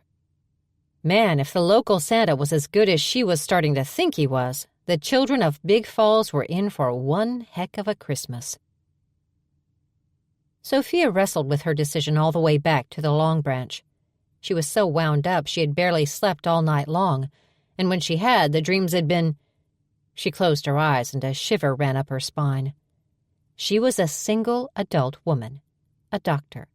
She wanted to have sex with a willing, gorgeous, funny, smart hunk who danced like a god and smelled even better. So she was going to. She had a key to the Long Branch. Her cousins wanted her to have access to the place at all times. Hell, they'd wanted her to use one of the rooms upstairs, but she'd refused. Working for the boys was enough. She didn't want to live with them, too. But having that key sure did make for easy access. She parked her car round back, disappointed that Darryl's wasn't there. Didn't matter. He couldn't have gone far. She could text him, tell him to come back to his room, ASAP. She smiled, imagining how he'd react to that, and how fast he could get there. It had better be fast, or she might chicken out. She let herself in through the kitchen. "Hello? Anyone here?" But her own voice just echoed back at her. She headed through the kitchen and into the bar, her shoes clicking on the hardwood. It smelled like that orange-scented oil they used on every inch of hardwood in the building, until the smell of the Christmas tree took over. She peeked into the dining room, but it was empty. Joey and Robert had rooms upstairs, but their SUVs weren't there. Jason was probably at that place he'd bought.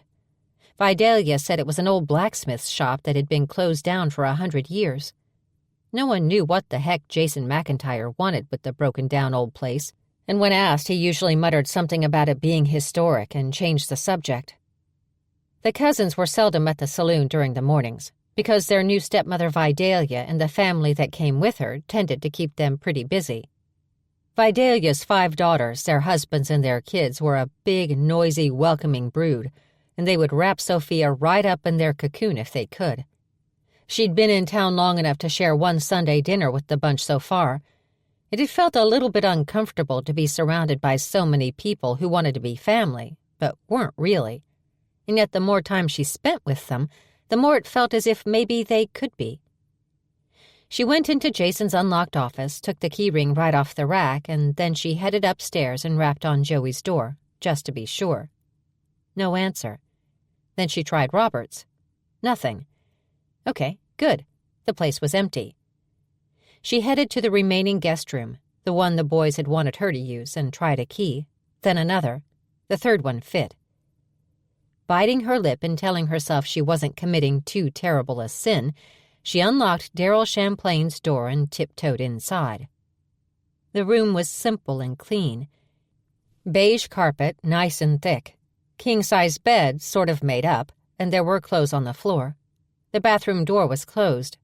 There were 2 nightstands, one on either side of the bed, and one of them had a photograph of her on it. Not in a frame or anything, just lying there on top of a file folder. Everything in Sophia went cold. What the hell did this mean?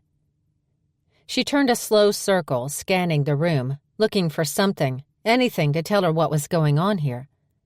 Why would he have a picture of her? Unless he was working for Skylar. Her spinal fluid iced over. Keys and a wallet lay on top of a nightstand, along with that badge holder she'd already seen. The one with his Secret Service badge and ID.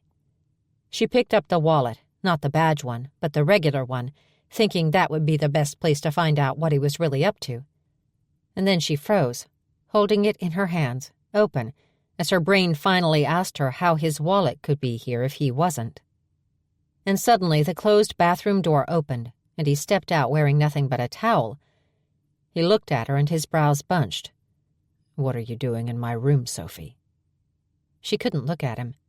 It hurt to look at him, so she lowered her eyes and they fell on the open wallet in her hand, and on the ID card inside it. Darryl Champlain, licensed private investigator, Private Security Services. She lifted her head again. "What are you doing in my life, Darryl?" She tossed the wallet onto the bed. "I'll tell you what, Mr. Private Eye. I'll give you till the end of the day to get out of town. You stick around here any longer and your ass is going to be very, very sorry." She lurched toward the door, but he stepped right into her path and said, "It's not what you think." "No? You're not spying on me for pay?" He tipped his head to one side just a little. "Well, yeah, but—" "Get out of my way." "Sophie, just wait. Just give me 3 seconds." He closed his hands around her shoulders as he said it. They were warm and they felt good. And she was so damn disappointed she was on the edge of tears. All this letter to Santa baloney had made her hope. More than hope. It had made her believe. She'd been cleared legally. Her medical license was safe. She'd been vindicated. And now there was a glimmer of potential about her life's work, too. A way she might be able to keep doing what she loved right here in the town she had somehow also started to love. She'd started to think maybe Darryl was the one. Yeah, she'd let herself get a little bit carried away with the whole believing in Santa Claus thing, hadn't she? Darryl's big hand slid down her arms and closed around hers. Her eyes followed. Big mistake, because that meant looking at his all-but-naked body. His chest was so smooth and hard that her hands were aching to run across it. And the way that towel was hitched over one hip and slung low across the other made her want to reach up and yank it away. He let go of her hands, and damning herself for being an idiot, she pressed them to his chest. She couldn't help herself. He stood stock still for just a second, waiting. She was waiting too, mainly to see if she had the strength to walk away. But she didn't. Hell, she didn't want to. She moved her palms over his skin, and his arms curled around her, pulled her body to his. She felt the bulge behind the towel and closed her eyes in delicious longing. It had been a long time. He closed his hands on her shoulders. "Please let me explain," he asked softly, his voice as raspy as his still unshaven face. She lifted her head, stared into his eyes, saw the desire burning there, and felt a rush of feminine power. "Not right now," she said. "Just kiss me." So he did. Only not the way she'd expected him to. He slid one hand around to her nape and slowly threaded his fingers up into her hair, sending chills and shivers all the way down her spine. Then he slid the other hand around her waist, inching his way to the small of her back to urge her a little bit closer. He lowered his head slowly, so slowly she ached for him to hurry. His eyes held hers until she closed them, and then, finally, he touched his soft, soft lips to hers, and her bones melted. He moved them, gently, softly, capturing, suckling, releasing, over and over. And then he lifted his head away, took 2 steps backward, and stood there. "Not until you let me explain." Sophia felt ridiculously cold now that his arms were no longer around her. She shivered, and that seemed to snap her out of the spell. She opened her mouth but couldn't speak, didn't know what to say. She didn't want to hear that he was working for Skylar, and she didn't want to hear him lie to her. She just wanted him. She picked up the pieces of her dignity, turned and walked out of the room, pulling the door closed behind her. And then she ran the rest of the way down the stairs, out through the kitchen to her car, jumped in, and sped away. The cookies were still on the passenger seat, and inventory was going to have to wait. Chapter 9. Her cell phone was ringing before she even made it home, despite that it was only a 10-minute drive. She checked it before answering, of course, in case it was Darryl. It wasn't. It was Vidalia. She was too nice a person to be sent to voicemail, so Sophia picked up the phone and said hello. "I'm so glad you're there, Sophie. I've been worrying about you. I was calling because I want to make sure you'll be home for Sunday dinner. It's the last one before Christmas. Family should be together." She smiled. She'd been longing for a family to spend Christmas with ever since her own mom had passed away 3 years ago, and her dad only a few months later. That was love, what they had. So why was she resisting the open arms of this newly enlarged branch of her family? That, she thought, bore some consideration. But in the meantime, she decided to open her heart. "Of course I'll be there. Can I bring anything?" "I'm never opposed to an additional dessert," she said, "but don't fuss." She glanced at the seat. "How do half-moon cookies sound?" "Well, they sound fine, as long as there are 2 dozen or so. I'm halfway there. Wonderful." Darryl's head hadn't stopped spinning since he'd watched Sophie walk out of his room thinking he'd betrayed her. Damn it, he knew she'd be pissed when she found out what he'd been up to, but he hadn't figured on this. What the hell? Okay, he had to remember the point here. He put on his clothes as he reminded himself she wasn't entirely the injured party here. She broke into his room, went through his stuff. He'd awoken with a slight headache from Grandma Betty's spiced rum punch, and had decided to soak in the big old claw-footed tub in his bathroom, and he fell asleep in the water. Fell asleep thinking about her, actually. He'd dropped his truck at Armstrong's garage last night after their date for a quick oil change. The owner was yet another of his boss's relatives. He'd walked back from the garage to his room above the Long Branch. It wasn't that far, and it was a nice night, for December. And besides all that, he was thinking it would serve the same purpose a cold shower would have done, because his night with Sophie had left him more wound up than a billy goat on the 4th of July. There was a tap on his door. He was buttoning his shirt and decided to stop, just in case it was her again. Idiot. He was an idiot.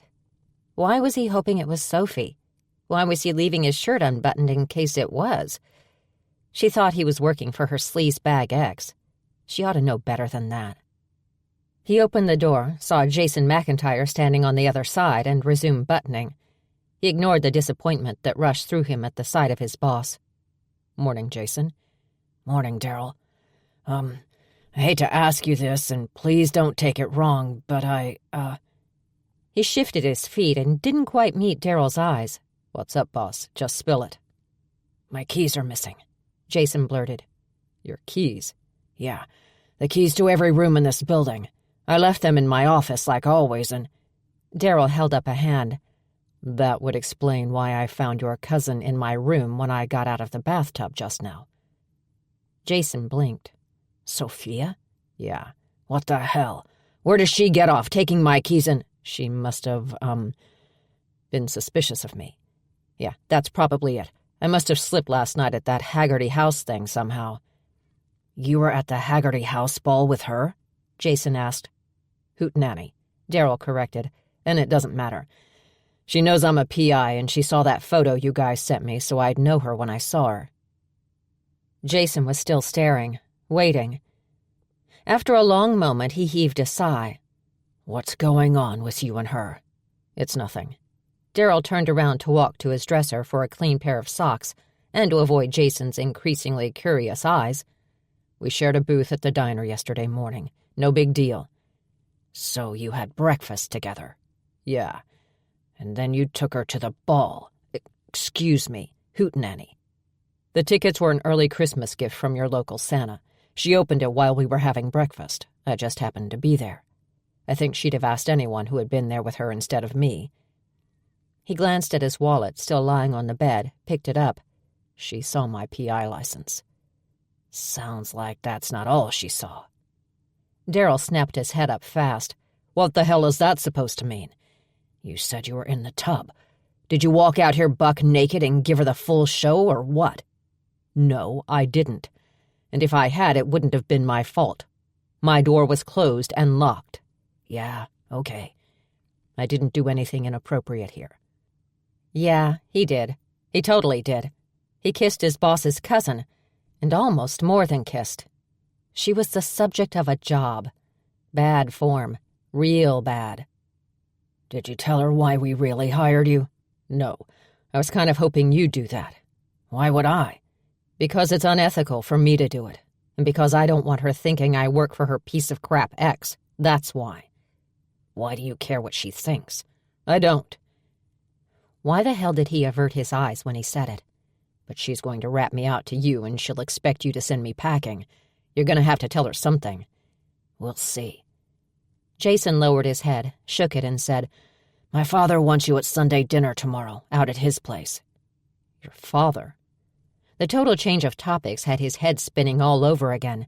"But I haven't even met him." "Wouldn't matter. He and Vidalia aren't very good at taking no for an answer. We gather around 2. "Tomorrow at 2. Gotcha. I'll be there." "Good." Darryl blurted, Will Sophie be there?" Jason looked at him, crooked one eyebrow. "Just because, it might be awkward if she still thinks I'm working for the bad guy." Jason, who clearly saw right through him, nodded. "She'll be there." Saturday nights were the busiest nights of the week at the Long Branch. The tourists who were the lifeblood of the business came all week long. When you're on vacation, every day is Saturday, or you're not doing it right. But on true Saturday nights, a lot of the locals were looking for a good time, too. The local dive bar, the OK Corral, was owned by Vidalia herself, giving the recently formed Brand McIntyre clan kind of an unfair corner on the market, if you asked Sophia. But no one was asking. And they were good people, all of them. You didn't have to know them very long to know that. No one in town seemed to be complaining about the Brand McIntyre saloon monopoly. Despite their loyalty to their local hangout, though, people liked to mix it up once in a while, and Saturday nights were the time they loved doing it best. For that reason, the boys had decided to skip the dinner theater bit they had going, reenactments of scenes from the old TV series Gunsmoke mostly. That was for tourists. Starting last summer, Saturday nights at the Long Branch included live music by country bands, locals, and now and then some real up-and-comers. The bands setting up equipment now were one of the most popular in the area, according to Joey. "Hey," Darryl said. She'd known he was there before he'd said a word. It was early yet. The customers were only just beginning to wander in.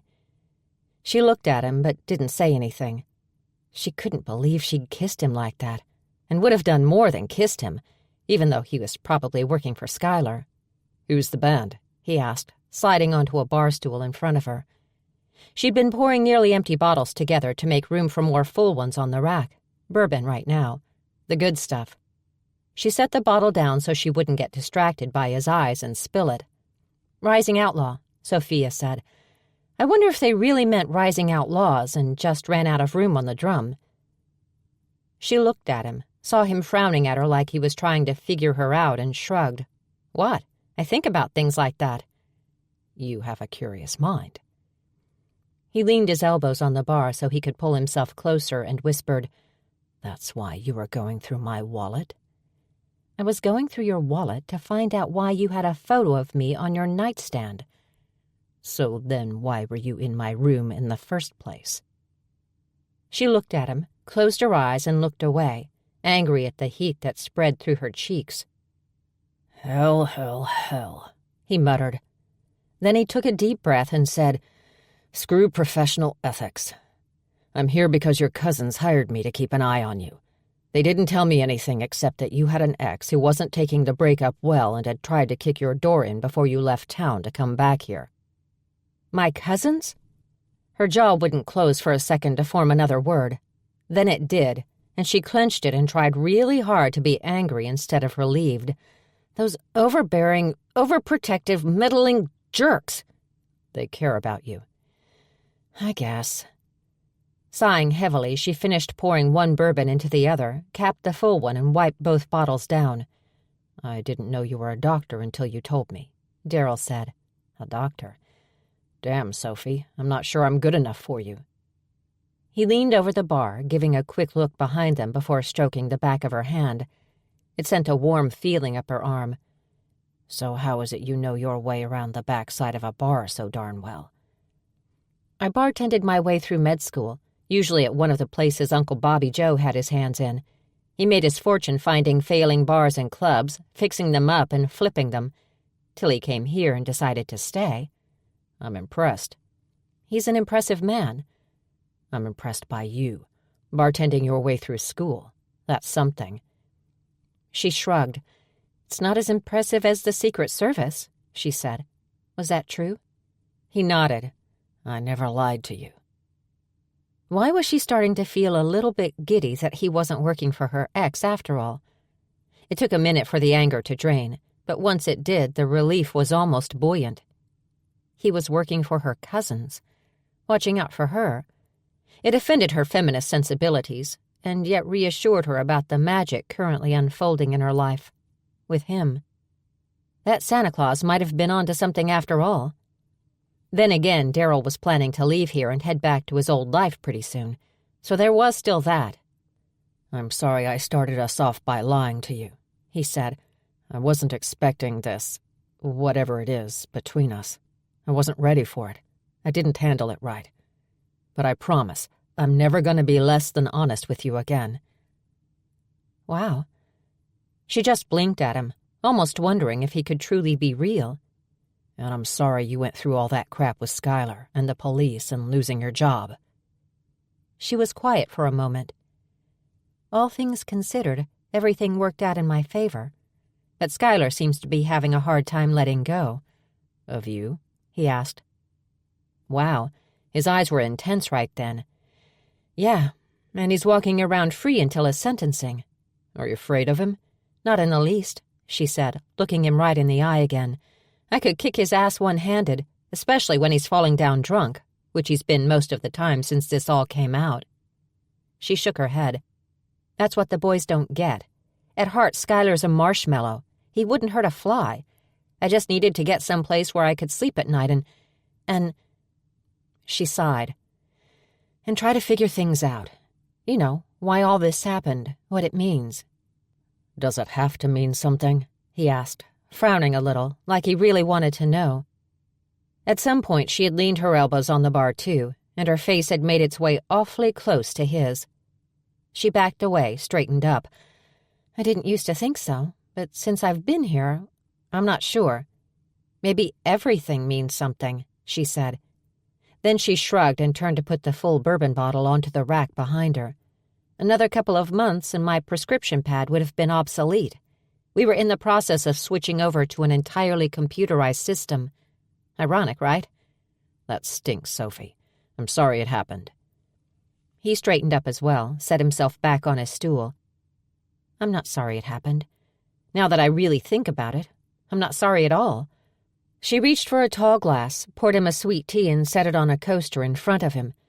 I was at first, but I gotta tell you, this everything happens for a reason thing is starting to make sense to me. I'm starting to feel excited to see what the reason was for this. This whole thing woke me up, Darryl. It showed me I was in the wrong relationship with the wrong guy, and apparently in the wrong city, in the wrong state, working in the wrong job. She bit her lower lip, then said, I knew it, too. I knew it way down deep. I'd been feeling restless and grouchy and tense. I just couldn't put my finger on why. But that was why. I ignored my feelings until the problem got so big I had no choice but to make a change. He was staring at her as if he'd never seen her before. That's a little too deep for me. She shrugged. Yeah, was for me too when I first heard it. Who'd you hear it from? He asked. She smiled and recalled that twinkle in Santa's eye. Santa Claus. Then she noticed Rising Outlaws lead singer Ben Armstrong waving at her from the stage. The band was ready. She gave him a nod. Got a surprise for you, Darryl. Frowning, Darryl spun his bar stool slowly around as the band played the opening chords of Christmas Blues, his one and only hit song, and Sophia prepared to see a smile on his face. He slid off his stool to stand up on his feet. She was still speaking to his back and couldn't see his reaction. I thought I'd have Jason introduce you after they play it. You can take a little bow. You okay with that? No, he said.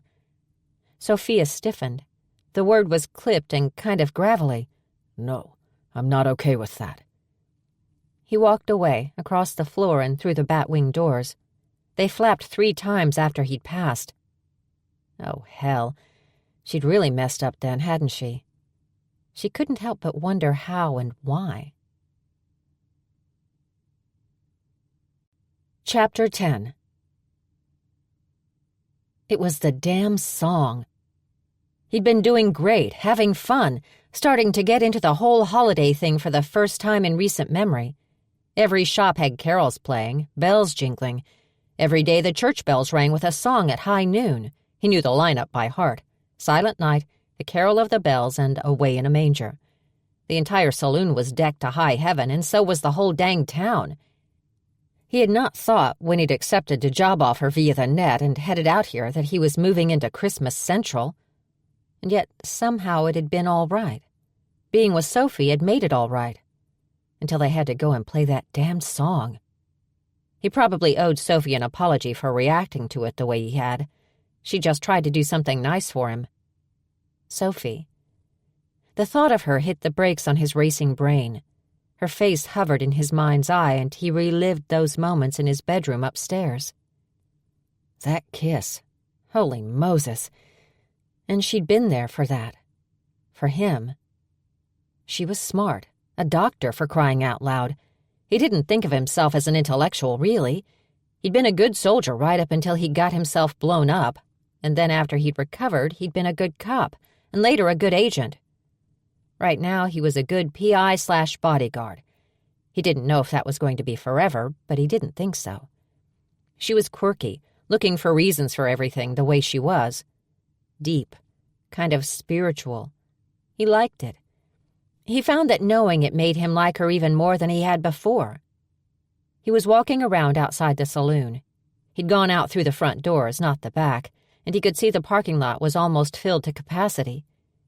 He was on the job and shouldn't shirk his duties, even if they weren't the reason he'd truly been hired. But he needed a break.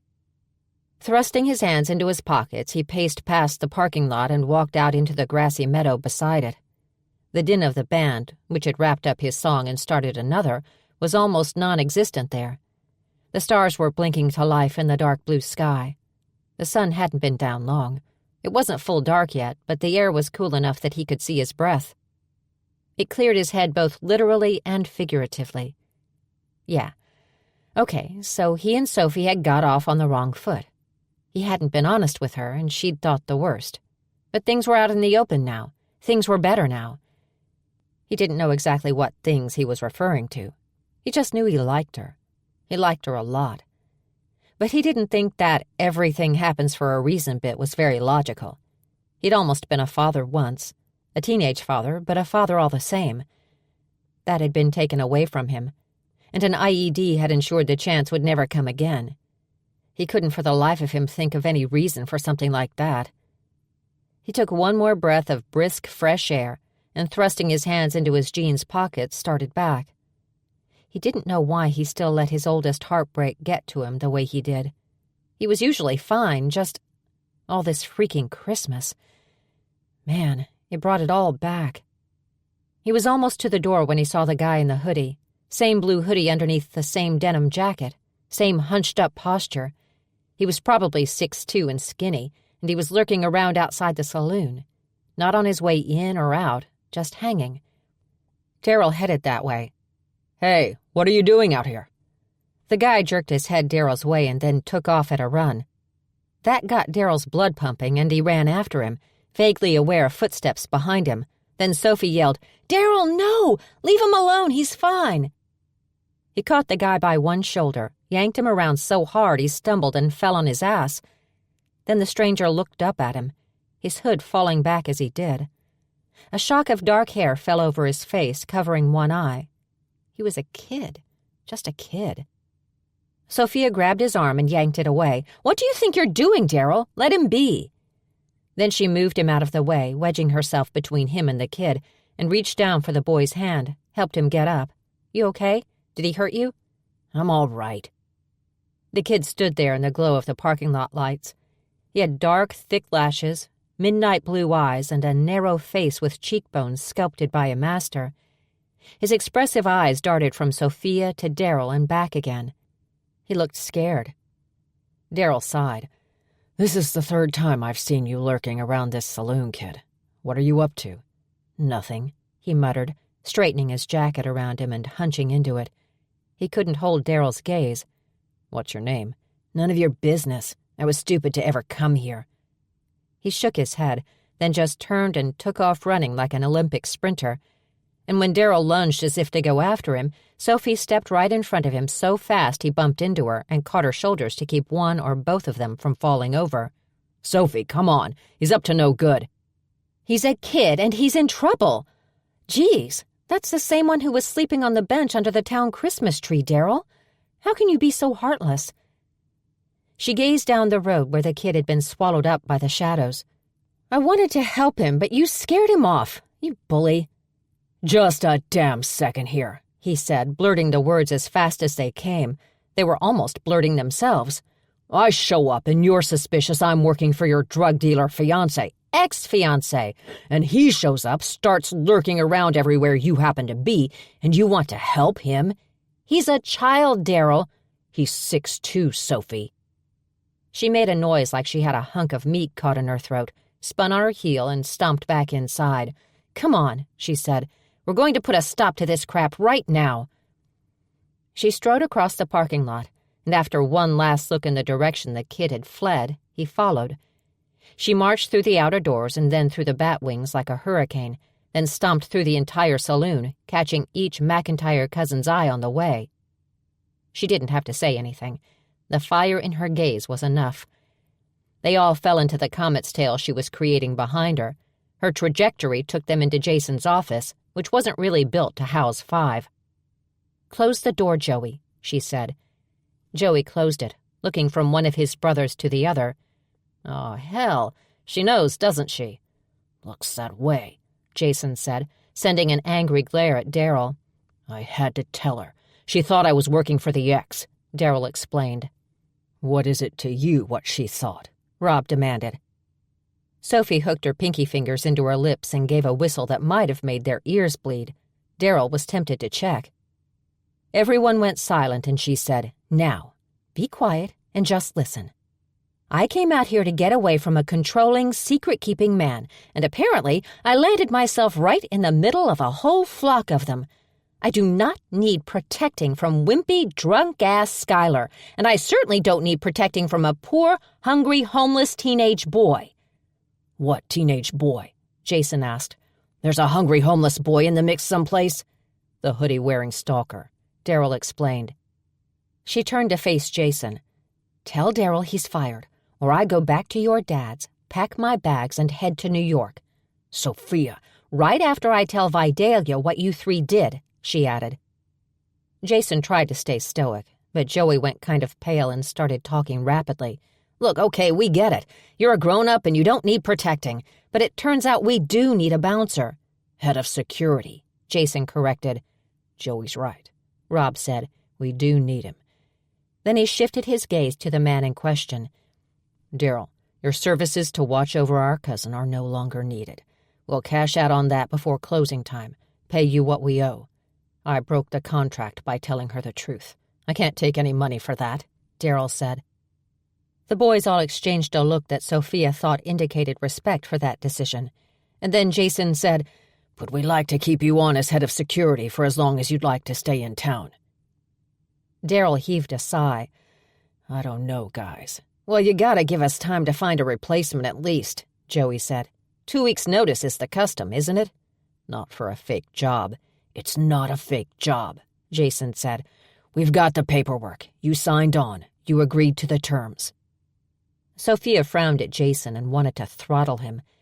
Yes, she'd been holding her breath and willing Darryl to say he wanted to stay, but she wanted it to be his decision, and her cousins were twisting his arm.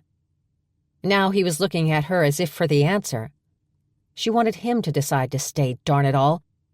Shrugging as if she didn't care one way or the other, she said, "Stay on if you want, Darryl, but no more watching over me. And that goes for all of you. Got it?" "Got it." The three McIntyres said it in unison, and Sophie stared at Darryl, awaiting his agreement. "Yeah, I've got it," he said. She nodded, turned, and walked out of the office and back to the bar. Darryl eyed the three brothers. "Guys, this kid she's defending is almost a man, 16, maybe 17. Tall, skinny, wearing a blue hoodie and denim jacket. I have noticed him hanging around," Jason said. Darryl nodded. "Yeah, around Sophie, and I don't like it." "Neither do I," Jason said. "He might be working for her ex, and no matter what she says, that guy was bad news. Most drug dealers are. You roll around with dogs, you're gonna get fleas." "I'd like to check this kid out," Darryl said, "with your permission." Jason looked at his brothers. Joey grimaced and shook his head, and Rob just lowered his. "I think we'd best respect her wishes," Jason said. Darryl heaved a sigh. "Okay, all right. Still, I'm going to take you up on your offer to hang around a while longer. I'll feel better if I do." "So, this is your 2 weeks' notice?" Robert asked. "Yeah, I guess it is." He was going to check the kid out on his own, just in case, because he'd seen men like Sophie's ex before, obsessed, controlling, incapable of letting go. What did she think good old Skylar would have done if he'd managed to kick her door in one of those times when he'd tried? She wasn't afraid of him, she said. His gut told him that she should be. And something inside him wouldn't let him leave until he'd made damn sure she was safe.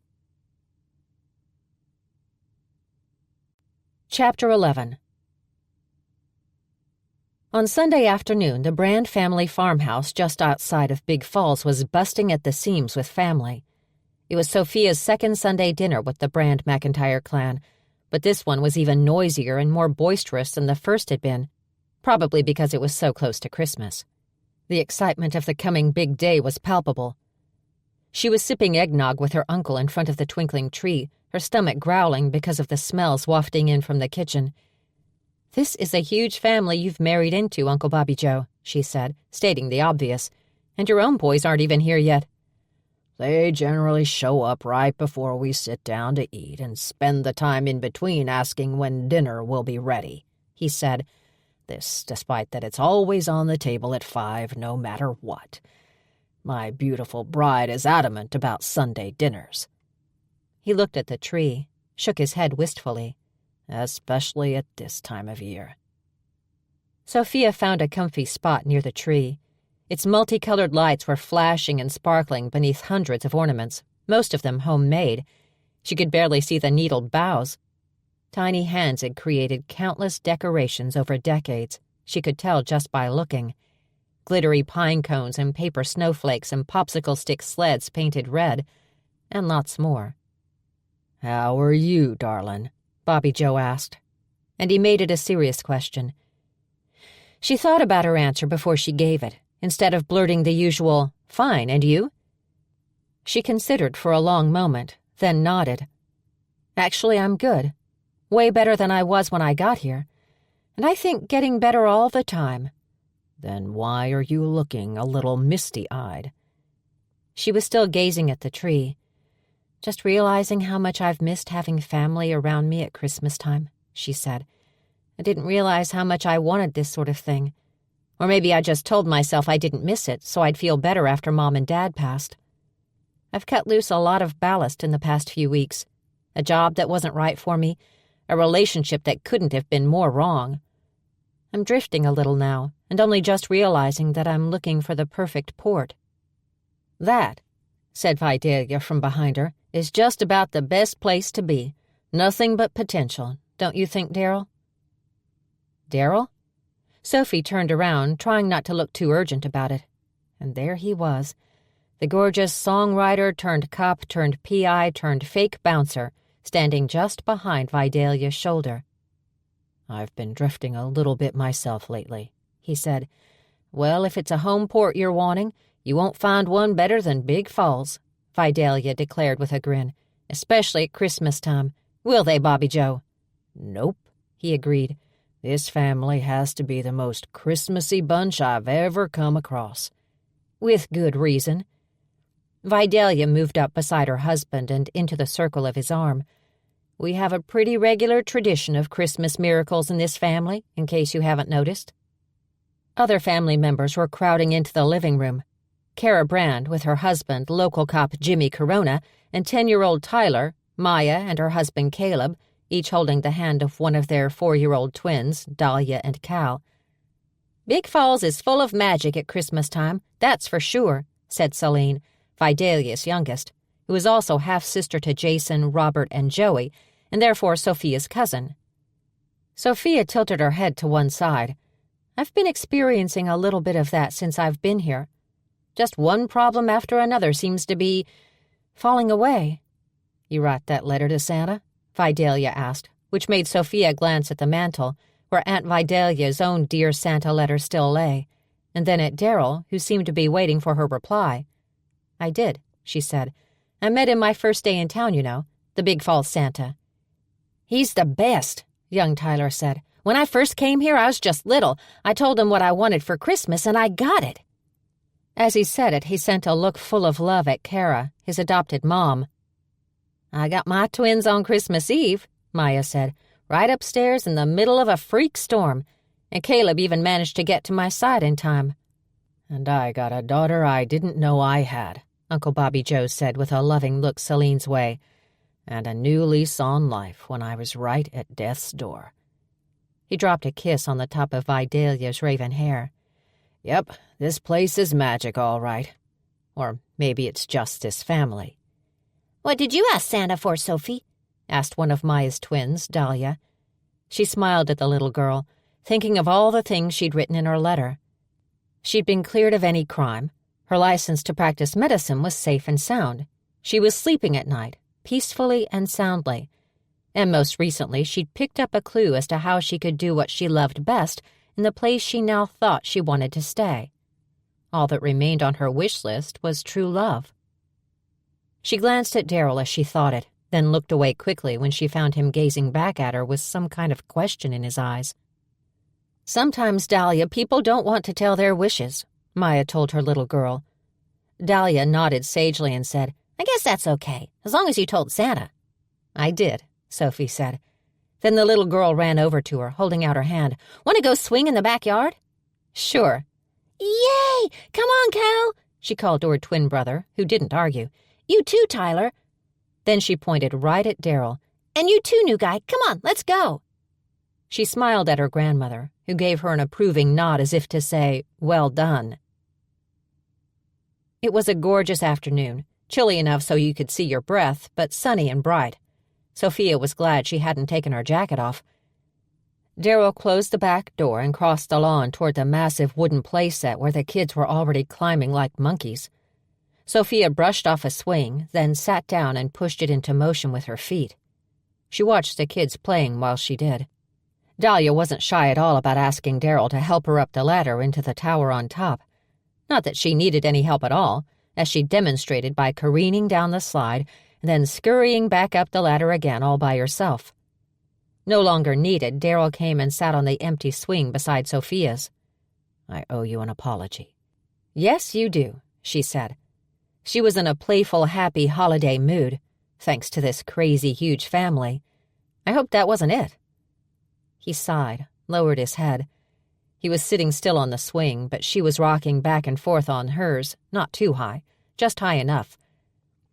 When he lifted his head again, he said, "I'm sorry I wasn't honest with you." "Nope, not gonna cut it. Not only is it insincere, but it wasn't the least bit creative. You can do better." He seemed surprised. "It's very sincere. I didn't expect there to be sparks between us, or I'd have told you the truth right off the bat." She rolled her eyes. "Pointless sparks, since you can hardly wait to get back to Texas." Maybe he'd tell her he'd decided to stay here in Big Falls. Maybe he'd ask her to stay too. So she dangled the bait, but he didn't take it. "And since you're heading back to New York soon," he said. "That's still the plan, right?" he asked. "Mm-hmm." She had to avert her eyes.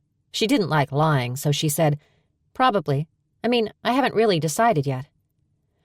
"So then what were you doing this morning at that big old Victorian on the south edge of town with the for sale sign on the front lawn?" She glanced at him sideways. "How do you know where I was this morning? Still spying on me for my cousins?" "Not for your cousins, no." She frowned, preparing to ask what that was supposed to mean, but he went on before she could. "I was passing by and saw your car. Noticed that place had another sign on the lawn. Big Falls Family Clinic." Sophia shrugged. "I was just curious, that's all. Sonny from the bakery says the local doctor is retiring and moving to Boca." "So then you're thinking seriously about staying?" She hated to be the first one in the water here, but she decided there was no point playing it cagey with him. He was too sharp. "Yeah, I am thinking about it." Then she sent him a pointed look. "What about you, Darryl? Why are you still here?" "I was hungry and I was invited." She shook her head. "I didn't mean here at Bobby Joe and Vidalia's local version of the North Pole. I meant here in Big Falls. I thought you'd leave once your job as spying on me was over." "Watching over you, not spying on you," he corrected. Then he shrugged. "The guys wanted 2 weeks to find a replacement." She narrowed her eyes on him and he looked away. "You're not cooking up a scheme to keep right on playing big, strong male to the poor, helpless little damsel in distress, are you?" He shook his head solemnly. "Why don't I believe you?" "Because you don't trust me, and that's probably my fault for being less than honest at the start." Sensing an opening, she stopped her swing. "Maybe I'd trust you more if I knew more about you," she said. "I'm pretty much an open book. What do you want to know?" Sophia pounced on the opening like a kitten on a catnip mouse. "What made you so sad that you wrote that heartbreakingly beautiful Christmas song of yours?" Darryl looked toward the house, then back at the kids, climbing on the monkey bars and laughing out loud. A little pang hit him in the gut. He sighed heavily.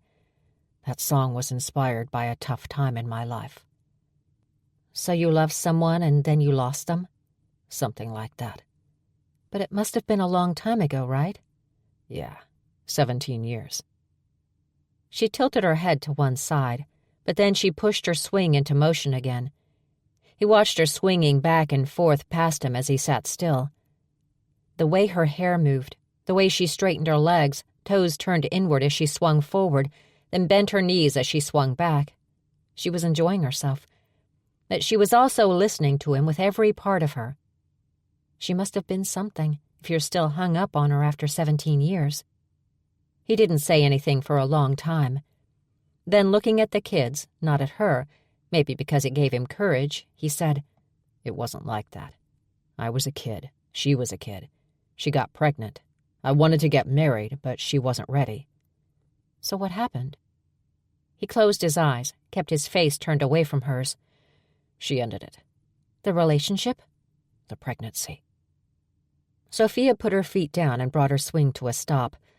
He knew it, but still couldn't look at her. I'm so sorry, Darryl. He nodded. Me too. I should be over it by now. I'm aware of that. It's just... He stopped there. Sophie reached out a hand, touched his cheek like she was brushing something off it. He was compelled to meet her eyes. Just what? She asked.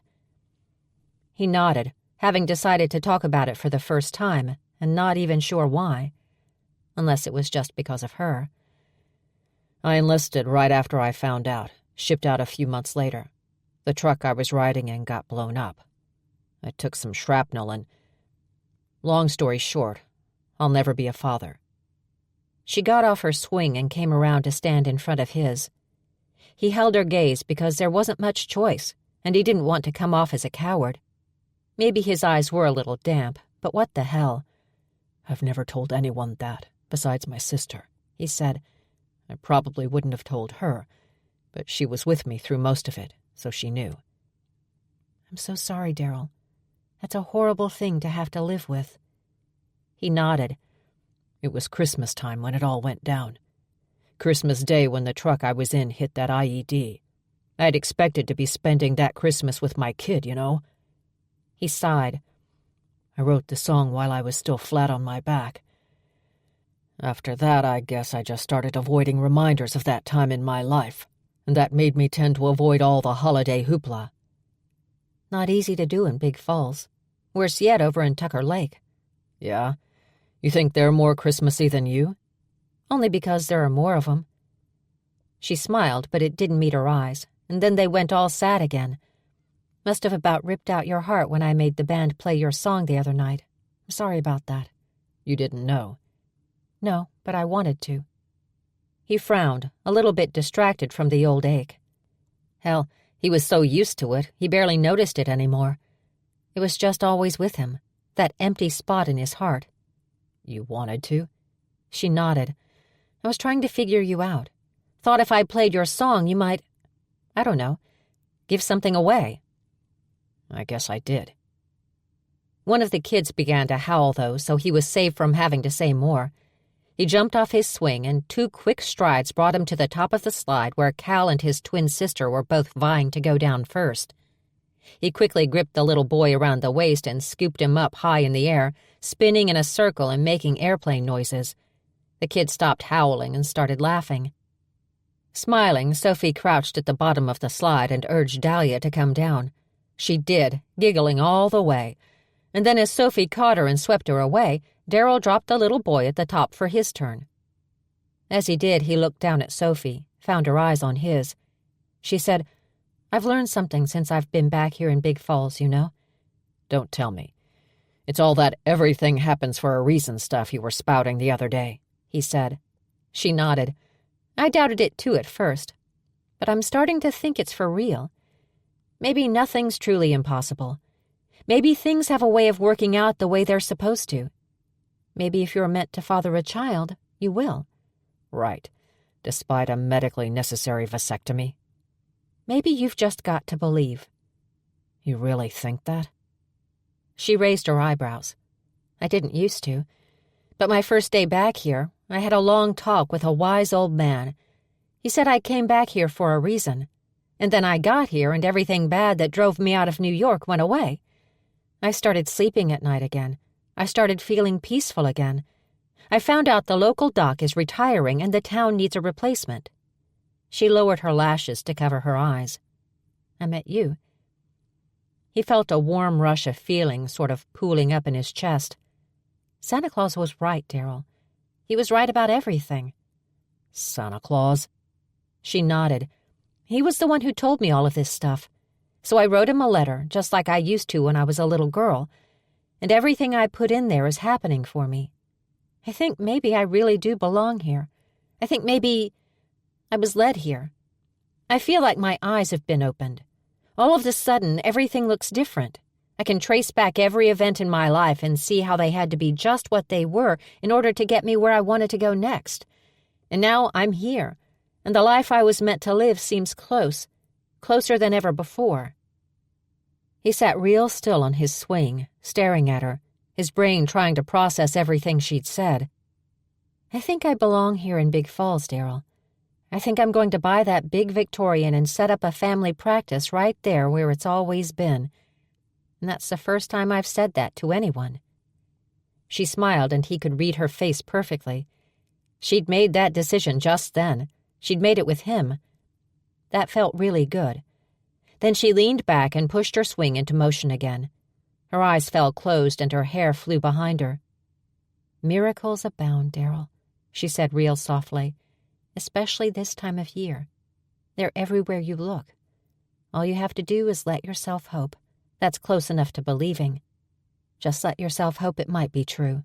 And maybe write your own letter to Santa Claus. It sure has worked for me." She looked at him briefly as she passed and added, "So far." Chapter 12. Darryl's pickup truck growled nicely as he drove it around behind the Long Branch and sat there letting it idle. He revved it a little and felt a deep sense of pleasure at the sound. He'd done that, made that engine sound that way, given it all that power. He'd installed the lift kit, adding the huge tires. His truck was his pride and joy. He wished he understood himself as well as he understood his truck. He thought he had a pretty good grip on things. But the things his beautiful Sophie had said on the backyard swing had his brain spinning. How could she seriously believe that everything was part of some kind of master plan? He'd lost his chance at fatherhood forever, for crying out loud. He shut the engine down, got out of the truck, and took his leftovers with him as he headed up the outside staircase that led to the second floor. The McIntyre fellas decided they didn't want their overnight guests forced to walk through the saloon every time they came or went.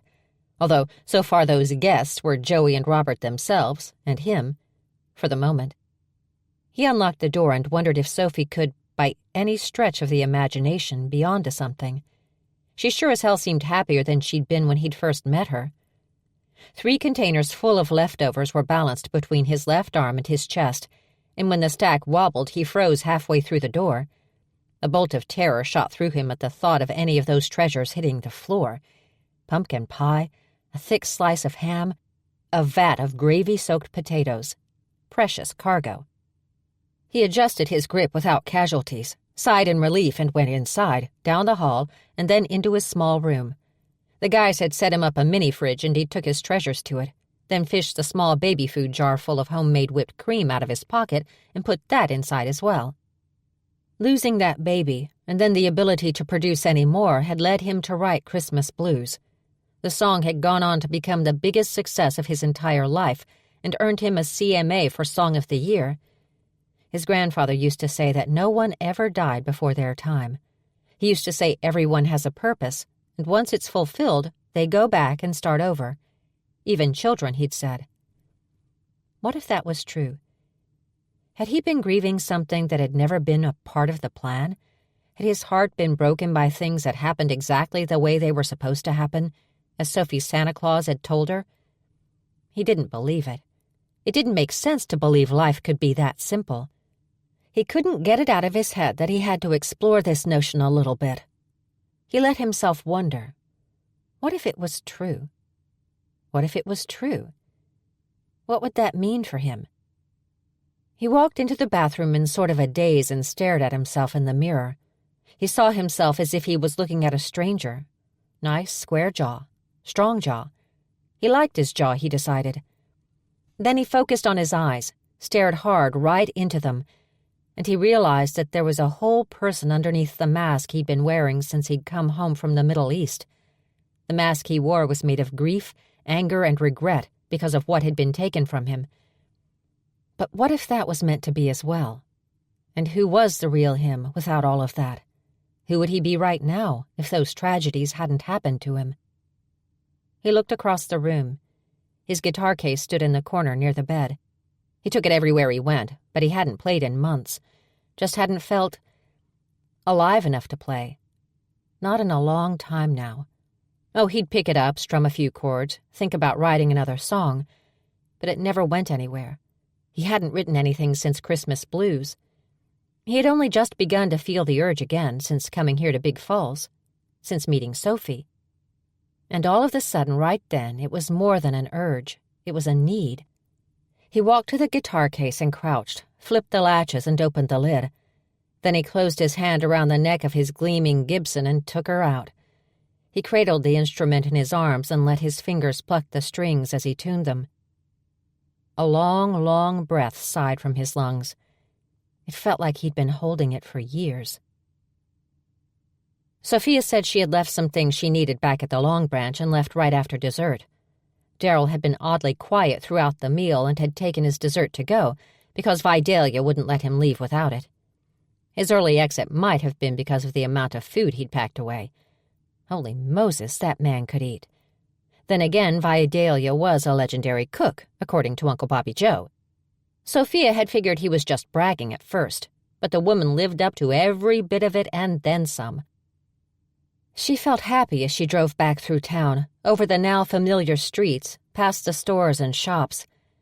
The decision she'd made tonight, to buy that house, to set up a medical practice there, to make Big Falls her forever home, felt right, all the way to her bones.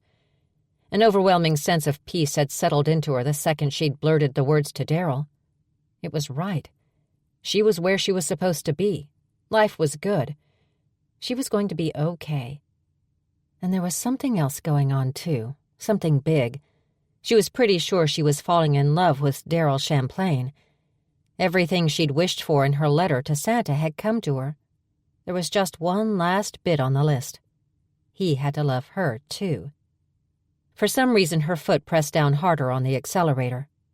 She drove right past the park and on to the Long Branch. She needed to see Darryl.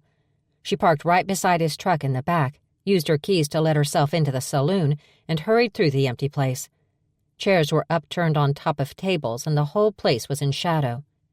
There wasn't a sound until she headed up the stairs, and that's when the soft strums of a guitar floated to her, the chords changed, and a rhythm seemed to take form.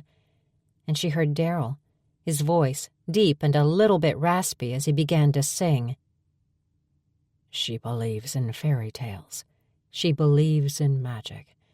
She believes that dreams come true. Oh, fantasy. But when I see those eyes of sparkling blue, damned if I don't start believing too. She stood there on the stairs with a dopey smile on her face, her heart beating like a butterfly's wings. Damn, life was good. She forced herself the rest of the way up the stairs and stood outside his door, waiting to see if he would play some more, and when the silence stretched out, she knocked softly. She heard his footsteps, heavy and even, and then the door opened, and he looked into her eyes, and she looked right back into his.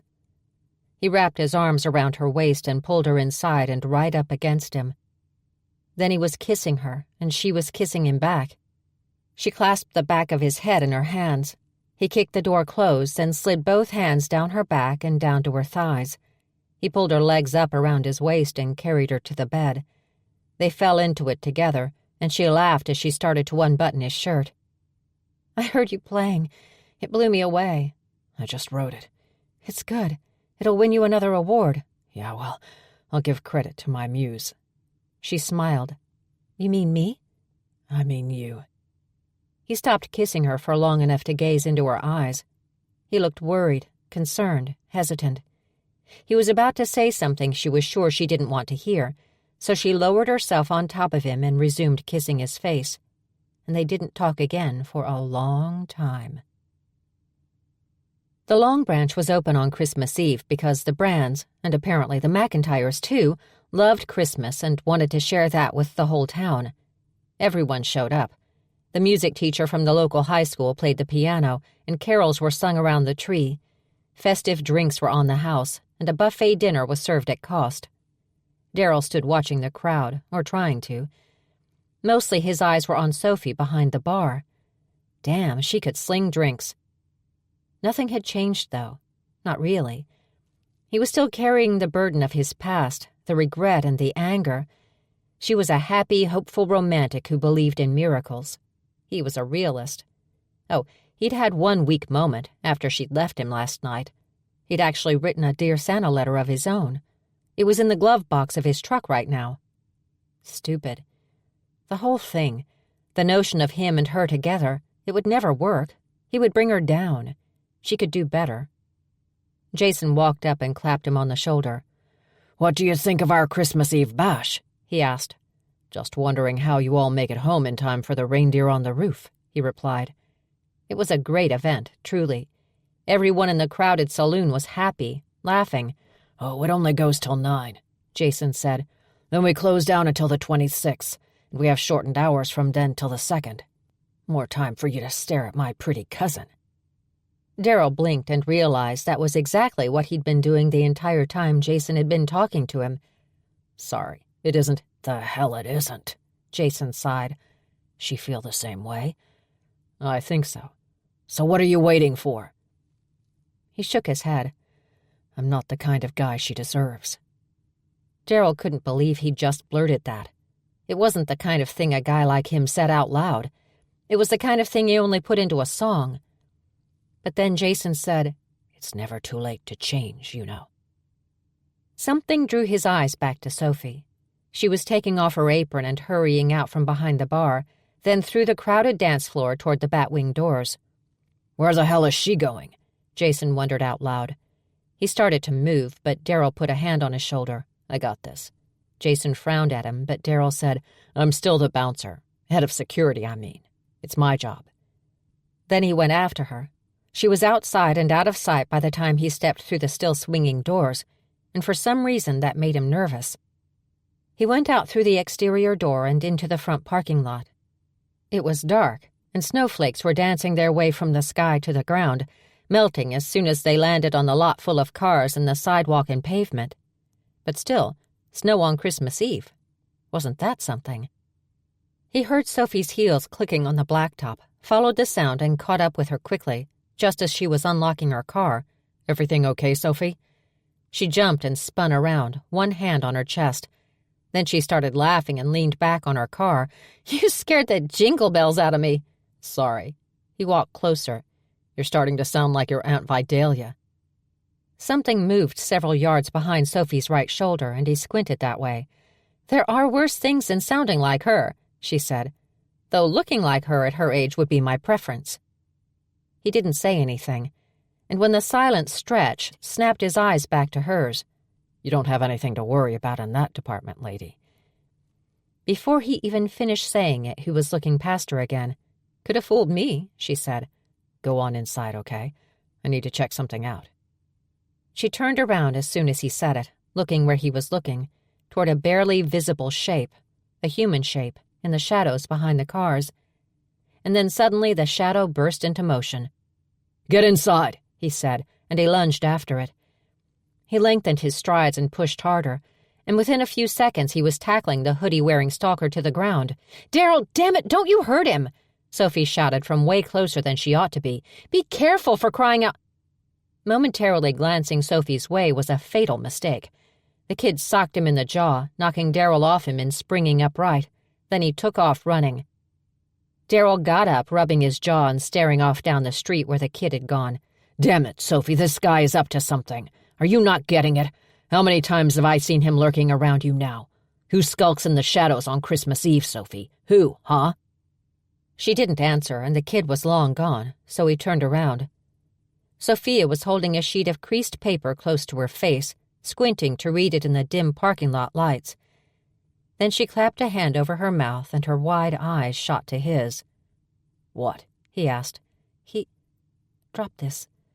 She held the paper out to him. "You'd better read it, Darryl." So Darryl took the letter from her hand and turned his back to the nearest overhead light so it fell on the pretty penmanship scrawled across the lined sheet.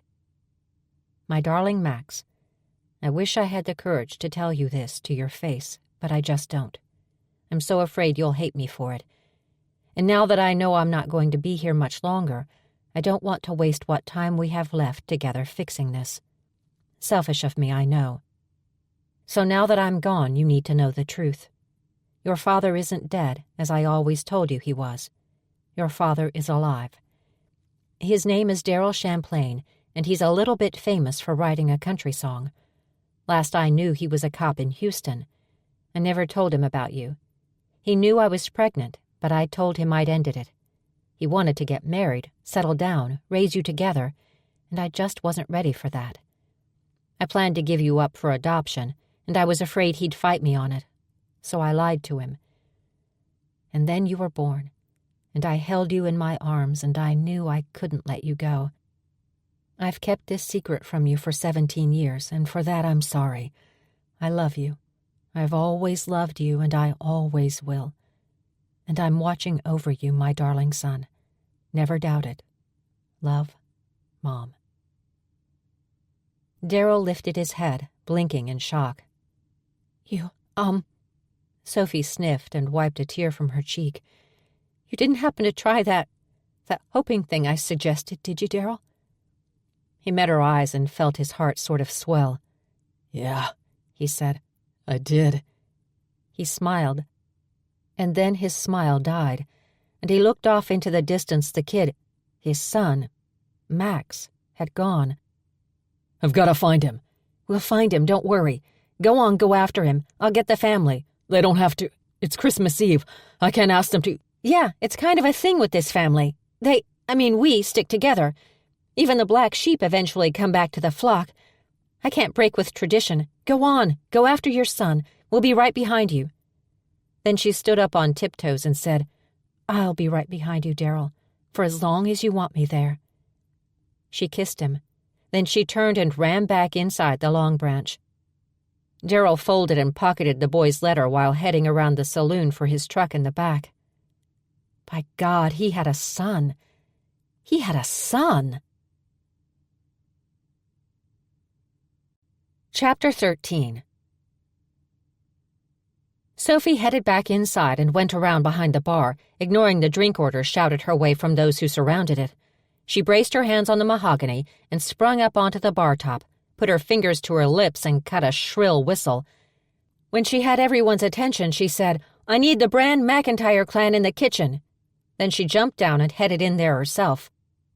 Within minutes, they were all crammed into the kitchen, and Ned, the saggy-faced old cook, was sent scurrying out to do what he could for the customers. Vidalia and Bobby Joe, Vidalia's 5 daughters and 5 sons-in-law, Caleb's father Cain, Celine's brother-in-law Casey, Jimmy's best friend Colby, Sophie's cousins Jason, Rob, and Joey surrounded her. Her family. She got a lump in her throat and knew this was right where she belonged. There's a teenage boy out there, and he might be in trouble. His name is Max, and his mom died recently.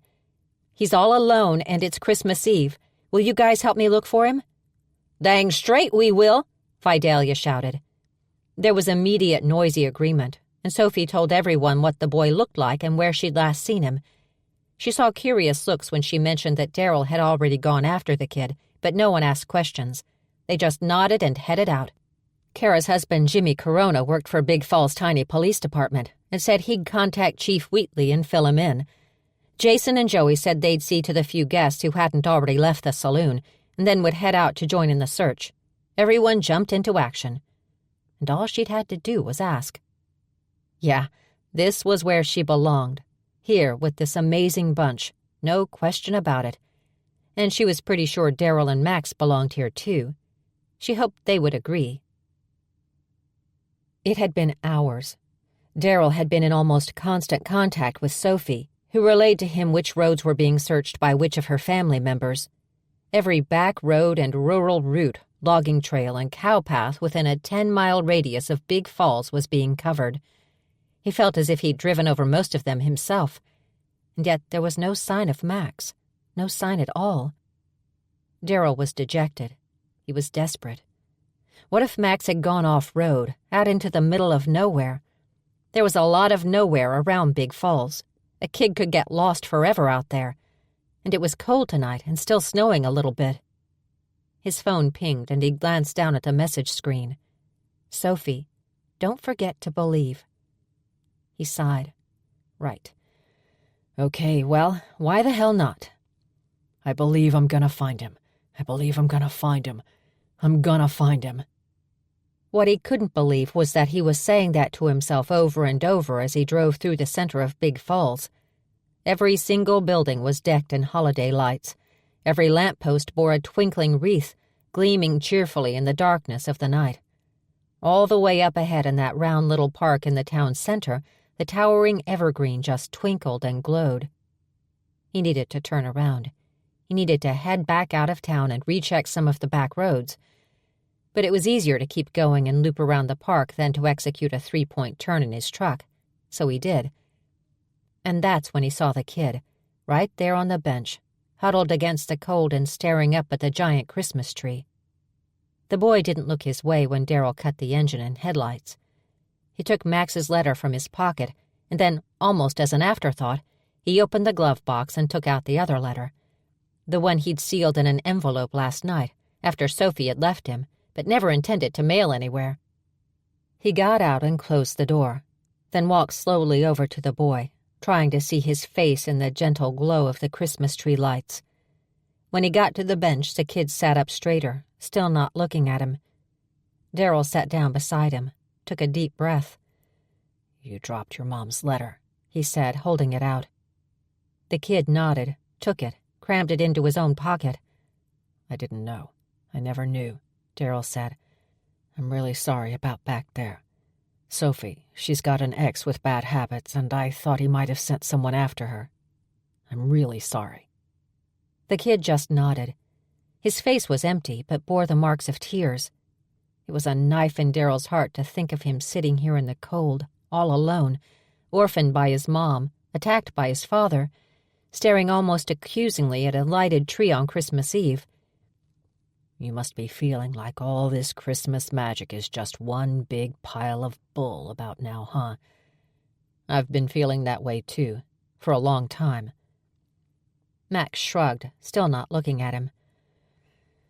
"I've been trying to figure out what to say to you ever since I read that letter," Darryl said. "But I think maybe you should read this. I think maybe this will tell you everything a lot more easily than I will if I keep running my mouth." He pulled the envelope from his pocket, held it out. "I wrote it last night. A friend of mine, well, more than a friend. She told me it worked for her." He shook the envelope. "Go on, read it."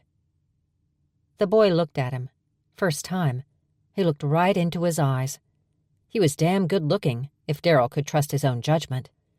An oval face, strong jaw, kind eyes that might be deep blue like his own, but right then only reflected the twinkling colors of the tree. So very wounded, those eyes. Max, Darryl thought. My son. "Please?" he asked. "Please read it." Nodding, Max took the envelope and tore it open. He unfolded the note and glanced down. Darryl knew exactly what it said. "Dear Santa, I only want 2 things for Christmas, and they're both impossible. I don't even know why I'm writing this, except that Sophie has a way of making me want to believe.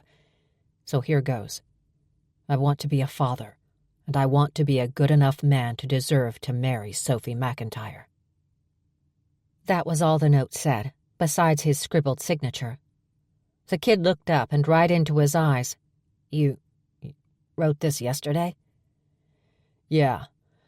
I got injured in Iraq. I can't have kids. And I thought I'd lost you before you were even born."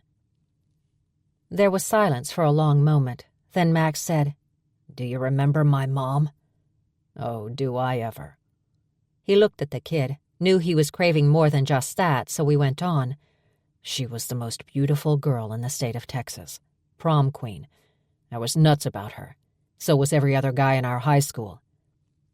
He lowered his head. "I'm real sorry you lost her, Max. She was something special." Max lowered his head. Darryl reached out a hand, put it on his shoulder. "You're not alone anymore. I'm your father. I'm here for you." Max knuckled his eyes, nodded without looking up. I didn't think you'd want me." "You don't have to want you. I wished for you. You're on my letter to the claws. How much clearer could it be?" "Max, I can hardly believe this is happening. You're my—" "Okay, this is sappy as hell, but it's the truth." You're my miracle." The boy finally lifted his head. His eyes were wet, but he smiled through his tears. Darryl hugged him, clapping his back, holding on tight. "We'll stick together from now on, okay? You and me." Max pulled back, wiped his cheeks, looked down at the letter in his hand. And maybe Sophie, huh? "I don't know, man. You think Santa's good for more than one wish come true a year?" "I didn't used to think he was good for even one," Max said. Darryl's already wet eyes got wetter, and a tear spilled over. He was pretty sure Max must mean he'd wished for him, too. He pulled out his phone. "I've got to let her know I found you. She's got her entire family out looking." "Really?" "Oh, yeah. And if I get my second wish, that pile of rednecks is going to be your family, too. Just a heads up." Then he texted her. "I found him." "I see that," Sophie said from nearby. He glanced up to see her walking toward them. Her car was parked behind his truck on the road, and he hadn't even heard her pull up. Max elbowed him. "I'll go so you can ask her." "Ask her? No, not yet, not yet. I want to show her the new me first. The happy guy, the guy who believes in magic." He smiled at his son. "I do, you know. She kept telling me, and I didn't believe her. But now—" He clapped the boy on the shoulder and said, "Come on." They both got up and met Sophie as she hurried toward them, her eyes beaming, her smile irresistible. "Sophie, I'd like you to meet Max, my son." Then he looked sideways at his kid.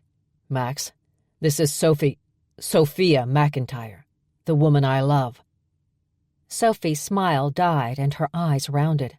She jerked her eyes from Max to lock onto Darryl's. Max said, "Nice to meet you, Sophia." "You can call me Sophie," she said, finally managing to tear her eyes off Darryl to look at his son again.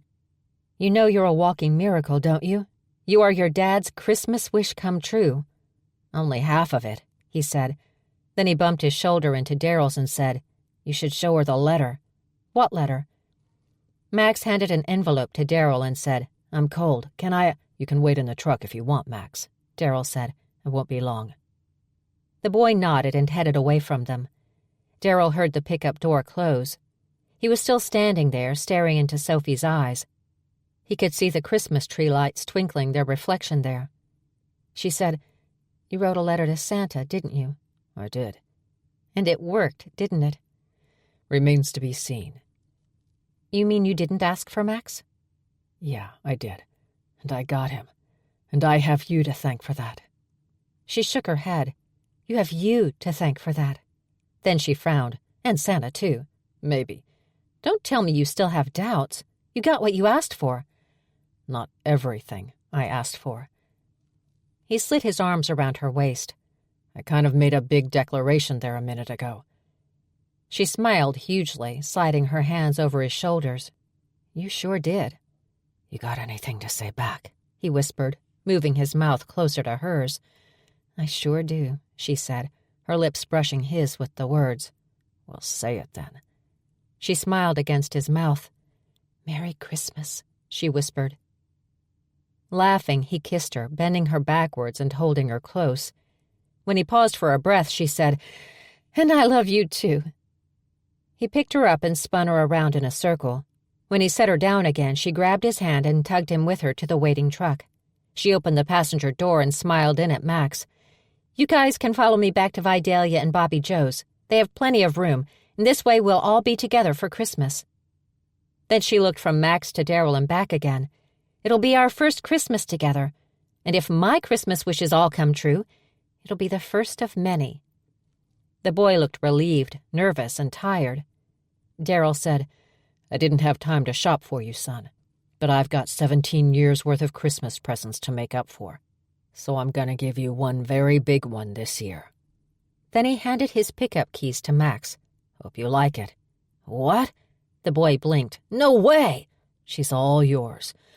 But you might have to play chauffeur for me until I find alternative transportation. Shove over, you can drive." Max gaped, but he shoved over, stuck the keys in the switch, turned it.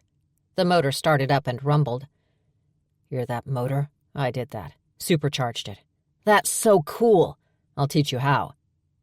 Darryl climbed into the passenger seat and Sophie climbed up after him, gripped his collar, and kissed his face. He pulled her across his lap and said, "Ride with us. We can get your car in the morning." "Okay." He reached out to pull the door closed, then paused, frowning. Wait. Do you hear that?" Max frowned but turned off the ignition to listen. Sophie cocked her head to one side. Are those sleigh bells?" "Look!" Max shouted, pointing skyward. There was something, a flash, a streak of light, a twinkle, and then just the starry sky, as empty as if nothing had ever been there. Darryl looked at Sophie. She closed her eyes and whispered, "Thank you, Santa Claus. Merry Christmas."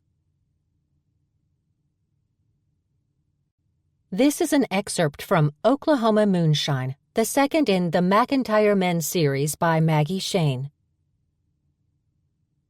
Robert McIntyre found the strawberry blonde of his dreams out behind the Long Branch Saloon, near the trash cans. She was bending at the waist and twisting sideways, using her cell phone's glow to try to see the back of her left thigh and holding her skirt up high in the effort. As a result, he could see the full length of her long leg from the shapely calf emerging from the top of her cowgirl boot to the sexy curve of her thigh. He stopped looking by sheer force of will, cleared his throat, and said, "Can I help you with something?" She straightened, gasped, dropped the skirt, and damn near jumped out of it all at once. He held up both hands. "Easy. I'm just one of the owners taking out the trash." He held up his plastic bag as if to prove it, and reminded himself that she wasn't the woman of his dreams. He didn't dream about women. He had nightmares about them. She blinked at him for a second, then smiled, patting her chest with her hand. "You scared me half out of my boots." He was getting sucked into that big white smile, so he lowered his head as if to inspect said boots as he carried the overstuffed bag to the trash can nearest her, took off the lid, and dropped it inside. Cowgirl boots they were, brown leather with pink embroidery and heels that would challenge a tightrope walker. "I was supposed to meet an old friend here for a nightcap," she said, "but I guess she's not coming. I walked around back looking for a few more bars on my phone and caught my skirt on a branch. I think a thorn got my leg." For some reason, every bit of it seemed false, and alarm bells sounded in his head. You need me to check for you?" Her brows rose high over those big, innocent eyes. In the overhead lamplight, he thought he saw freckles across the bridge of her nose. "Are you flirting with me?" He blinked. "I don't think so. But if you're here for that nightcap, we're closed." "Oh." She lowered her head. Wavy ribbons of pale honey and sunshine fell down over her cheek. "I'm the only one here. Otherwise, I'd invite you in." "I don't mind that you're the only one here," she said, real fast and eager. And she beamed those eyes at him, all full of hope. "I mean, you're one of the McIntyres, aren't you?" "Rob," he said, nodding. "Kylie." She extended a hand. He took it. She had a nice hand, soft and warm, and she gripped his all snug and strong. She had an honest handshake. That was a good sign, right? "Everyone knows you McIntyres are upright citizens. I'm not scared to be alone with you. And I sure could use that nightcap." He had no freaking idea why he was grinning like a friendly chimp, and he quickly tried to press his mouth into a straight line. "Come on in. I could use one, too." "Stupid, stupid, stupid," his brain said. He extended an elbow, and she grabbed onto it, walking close enough that her perfume made his brain go fuzzy. Maybe not so stupid, he thought. They crossed the brand-new deck, and he opened the door for her, then watched her as she sashayed on through, her skirt swaying, her boots tapping the floor. The big lights were all turned off, but there were night lights on. They were spaced evenly at floor level throughout every room at the Long Branch. As they walked through the kitchen, the counters and dangling pots and pans and giant cook surfaces and sinks and coolers were all easy to distinguish. "This way," he said, guiding her toward the big double doors, then through them into the barroom. It was dimmer there, and all the chairs had been tipped up on top of the tables. He walked her right up to the bar, and she slid onto a saddle-shaped stool, side saddle style. Rob went behind the bar. "What can I get you?" "Rum and Coke. Helps me sleep." He made her a drink, grabbed himself a long neck, and stayed on his own side of the bar. "You don't sleep well, huh?" "Not tonight. Tonight my dream is circling the drain." She held up her glass. "Here's to believing in last-minute miracles." He tapped her glass with the top of his brown bottle and took a nice long pull from it. She looked around the bar, pointed at the giant cardboard sign near the jukebox, and said, "I've been seeing signs like that all over town. What's it about?" The cardboard thermometer measured dollars instead of degrees. It was painted red all the way from 0 to $275,000, but the word goal was way up at the $500,000 mark. She read the lines across the top aloud. "Big Falls, big future?" "People are worried about drought," he explained. "It's been bad south of here, and forecasters say it's coming our way sooner or later. So the town's raising funds to buy some property and build a reservoir. The land's for sale at $350, and the rest is to get the building underway." "I wouldn't have thought a small town like this would be able to raise so much." "I'm surprised, too. The church is giving half its bingo proceeds. Firemen are holding chili socials. Every business in town is chipping in what they can. When anyone buys property here, the post office automatically sends them a flyer asking for a contribution. Even little kids are selling lemonade for the cause." "That's nice. Everyone pulling together like that." Except she was frowning at that sign like she wished she could see through it. It's that kind of town. Yeah, it is, isn't it? She studied her drink, turning the glass slowly on its coaster. "I grew up here. Well, till I was 13 anyway. Long time ago. I didn't realize how much I missed it until I got back here." He nodded slow. "Big Falls has a way of getting inside a person. I never intended to stay here either. But now—" He shrugged, deciding not to go on, or he'd start sounding like he believed the local tales about a town that chose its residents and refused to let them go. "You gonna tell me about this dream of yours that's in danger of imminent demise?" She smiled at him. He thought there should have been a ricochet sound effect to go with that smile when she aimed it his way. What is it about sitting at a bar that makes people want to whine about their troubles to the guy on the other side? "I don't know, hon, but there's no point bucking tradition, is there?" He found a clean bowl, scooped it full of bar mix from the canister, and set it in front of her. "Whine away." She smiled at him. "You're a nice guy, aren't you?" "No, I'm brooding and grouchy. Ask my brothers." "I will." She pinched a pretzel out of the bowl, ate it, sighed. "You know the old Kellogg place out on Pine Road?" "Hell yeah, I know it." In fact, he'd been out there earlier in the week, looking at the ranch with Betty Lou Jennings, Big Falls resident gossip queen and only real estate agent. The Kellogg property was 1,000 acres of prime ground, lush meadows with the Cimarron River running right through it, 3 ponds, and a 100-acre woodlot, 2 barns, and a sweet little farmhouse, all about to be auctioned off for back taxes. "Beautiful, isn't it?" she asked, and she tipped her head sideways and gazed off into space, like she was seeing it in her mind's eye. That old-fashioned farmhouse with the flower boxes in front, and those shutters with the heart-shaped cutouts in them, and the way the porch wraps around one side. In his mind, those heart-shaped cutouts and the shutters were going to be the first things to go. He didn't bother telling her so, but he had a feeling a strawberry blonde storm cloud was about to start raining on his plans. And when she spoke again, it did. "I was planning to buy it. They're auctioning it off tomorrow, you know." "Yeah, I know." He was planning to bid on it himself, on his own, not with the trust fund his father had set up for each of his sons, funds so big they were snowballing under the momentum of their own interest and dividends now. He wanted to buy the ranch with his own money, not his father's and not some bank's. He'd saved up enough, and he was about 99% sure the old Kellogg place was going to be the one. It wasn't in his nature to bid against a beautiful dreamer, but business was business. "I don't have enough, though," she went on. "Half, maybe." She turned her dewy glass on its coaster, back and forth, back and forth. "Grandma's sending me her heirloom ring. She says it's worth a fortune. There's a jeweler in Tucker Lake who says if the stones are genuine, he'll buy it. But if it doesn't get here by tomorrow morning before auction time, I'm doomed." She held up her glass and said, "Here's to the U.S. Postal Service. May it deliver." "Hear, hear," he said. But something had changed in her voice and demeanor when she'd started talking about her grandma's ring. Something that told him she was lying, and he couldn't quite figure out why. It was in the way her eyes shifted away when his tried to lock on, and the softer tone. She took a long sip from her glass, seemed to really relish it, smacked her lips and closed her eyes, and then set the glass down again. You probably think it's stupid for a woman alone to think she could manage 1,000 acres. I don't think it's stupid at all. It's a beautiful spread.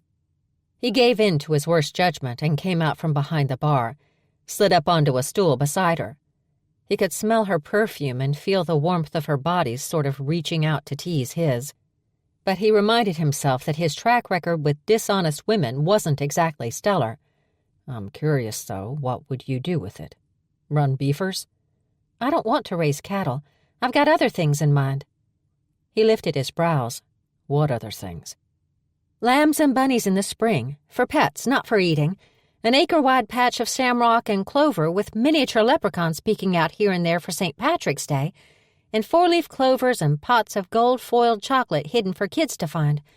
I'll host the biggest Easter egg hunt in 7 counties at Easter time.